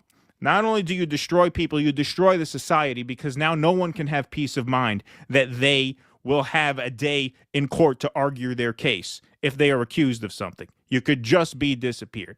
You could just be disappeared. There's absolutely can be no tolerance for this. And their excuse that, well, they came in so fast, we have to get rid of them so fast. You know what that sounds a lot like to me? That sounds a lot to me like, hey, there's a public health emergency. We have this vaccine. We need everybody to take it. Well, did you test it? Yeah, we tested it enough. Come on, time is of the essence. Just take it and shut up. That's what that sounds like to me. Only now you're talking about disappearing people to torture gulags. Yeah, I think something that they find very confusing very often when these conservative courts rule this way is most of them, in my opinion, and from my observation, most of these judges are not just straight out criminals like Clarence Thomas. That guy's just a straight out criminal. Even though I don't agree with their interpretation of money being speech and corporations being people, to them, they actually, I think, for the most part, believe that that interpretation of the Constitution is correct and constitutional. You're not, for the most part, talking about people who actually don't respect the Constitution or don't take their jobs as interpreters of the Constitution seriously. This is why very often you will get conservative justices when it comes to civil liberties. Issues like this don't rule the way these Nazi fascist punks want them to, because they actually understand and care about the precedent that they're going to be setting if they rule another way. Sure. Glenn just pointed this out. He tweeted out, we read it in a segment, that these are not left-wing liberal courts deciding like this. You got a fucking court in Texas ruled against the Trump administration. I think there are enough judges, conservative judges, constitutionalist judges, who understand. I mean, these are not very complicated, abstract issues when you're talking about fundamentals like habeas corpus and freedom of speech. These are fundamental constitutional questions. They celebrate whenever these judges rule in a way that they like, Right. and they have a meltdown when they don't. And they still, again, it's really amazing that they're taking this ruling as such an affront. They didn't even rule that they can't use the Alien Enemies Act, which No. I think is clearly extreme and unconstitutional in and of itself. They haven't, from what I understand, they haven't definitively ruled that they can, but they haven't definitively ruled that they can't. To me, that's a no-brainer as well, and we'll see where it goes. But just a simple suspension of the process, again, a lot of the MAGA movement, the core MAGA movement, they're fascists, and they've shown it. Like all of everything they've said over the years about that being an unfair accusation, that's the libs smearing them. No, it wasn't. No, it wasn't. From jumping up and down about fucking South African farmers of all fucking things. Yeah, exactly. To celebrating when Trump says he wants to go after the homegrowns next. You've proven that all the worst things people ever said about that movement are true. Are they true of every single member? No. Well, not every single lib is an overprivileged douchebag, right? But it's not the way to bet. Right. Well, hey, what's the percentage of them? Here, we'll give you an exact number. The 22%, Trump should keep deporting people. So Trump should keep deporting people despite a court order to stop. 76% of Republicans think that. So there you have it. 76%, according to this poll, they're fascists. They are. I mean, if you believe he should keep doing this despite a court order. By, again, as we've been saying, these are not activist judges. These are conservative judges. These are right-wing courts saying you can't do this. At that point, if you think he should roll over them, then yeah, you're a fascist. So that's 76%. 76%. 35% of the country overall. Sounds about right. Sounds about right. All right. So the 24% of MAGA that are not outright Nazi punk fascists, you don't have to show up in the comment section and tell us you're not a Nazi. We're not talking about you. Right. Yeah, but exactly. maybe you should talk to the guy next to you. Yeah, exactly. All right. Here we go. Baby Ethernet says Dems are worthless. 2024 was all about democracy. Quote unquote. Dwayne Vogel, thanks for the $10. You literally have no business in elected office if you choose to defy your own oath of office to protect and defend the Constitution and Bill of Rights. John Trevina, thanks for the $4.99. Murray ate Bill Moore's cock with fava beans and a nice Chianti. Yes, that's right. Yes, exactly. I got good material for that. That's a shame. Brad Gilbert, thanks for the $5. Uniparty versus SCOTUS. Democrats want to pack it. GOP wants to eliminate it despite having a majority. SMFH. Yeah, ACB already second best to Clarence Thomas, for fuck's sake. DC, thanks for the $2. Listen to Knock on the Door by Phil Oakes. Deja Vu. Thank you for that. Free Shit says, fuck the courts. I want to see the ATF, NSA, FBI, and WHO start to take away people's guns. Crystal Waters, hey boys, I had to stay away from everything for a while. My sanity depended on it. Both your guys' hair made me LOL hard. Oh, thanks. Man, thank you for looking more maniacal than I feel. Yeah, I just got a haircut yesterday. Came out better than the last one. The last one was terrible. Make ice more vanilla. Thanks to Free Shit. Appreciate that. Hey, DD, fair points on Kilmar. I don't want this situation ensnaring citizens. It can't. Don't say it can't. I mean, if they can put them on a plane and send them out, and then it's another country's jurisdiction, then there's nothing you can do. Right? Exactly. But people shouldn't brush up on U.S. argument, immigration and constitutional law. It's really not what it seems. People should brush up on U.S. immigration and constitutional law. It's really not what it seems. Great show. Thank you, Counter-Strike. Sorry, go ahead, Russell. Yeah, if you look at the core argument they're making, they're saying that they didn't have a right to deport him. They concede that. They say it was an administrative mistake. But they're arguing that once the prisoner is outside the country, it's beyond the court's jurisdiction. And yeah, in theory, if you say we have to facilitate bringing him home, if he manages to get out of the gulag, we'll charter a Piper plane, we'll bring him back. There is no reason you could not do that to an American citizen because they didn't legally deport him. They're admitting that. So you wouldn't legally be deporting an American citizen. But if you're arguing that once it's outside of American waters, the court has no jurisdiction, why couldn't they do that to you? Right. Exactly. Someone should report on Ukraine from the streets of Lincoln Heights, Ohio. Thank you, free shit. Appreciate that. El Casador, my newsfeed, Garcia is now a people smuggler coyote. Mainstream media is in overdrive, just throwing out disinfo left and right.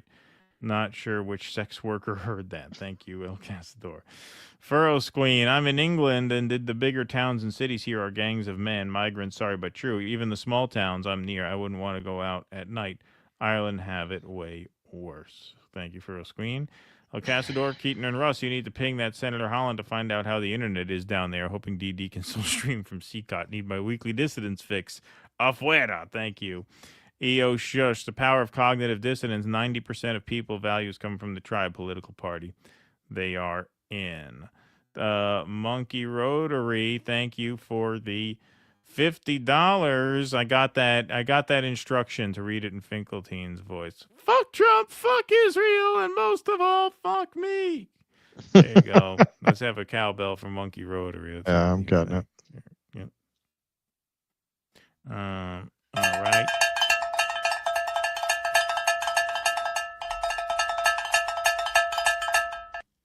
JCJ, by the way, the Australian federal election is only a few days after Canada's Saturday, May 3rd. Early voting begins tomorrow. Oh, interesting. All right. Thanks, JCJ. Monkey Rotary, gotcha. Finkelstein voice, done. I looked ahead.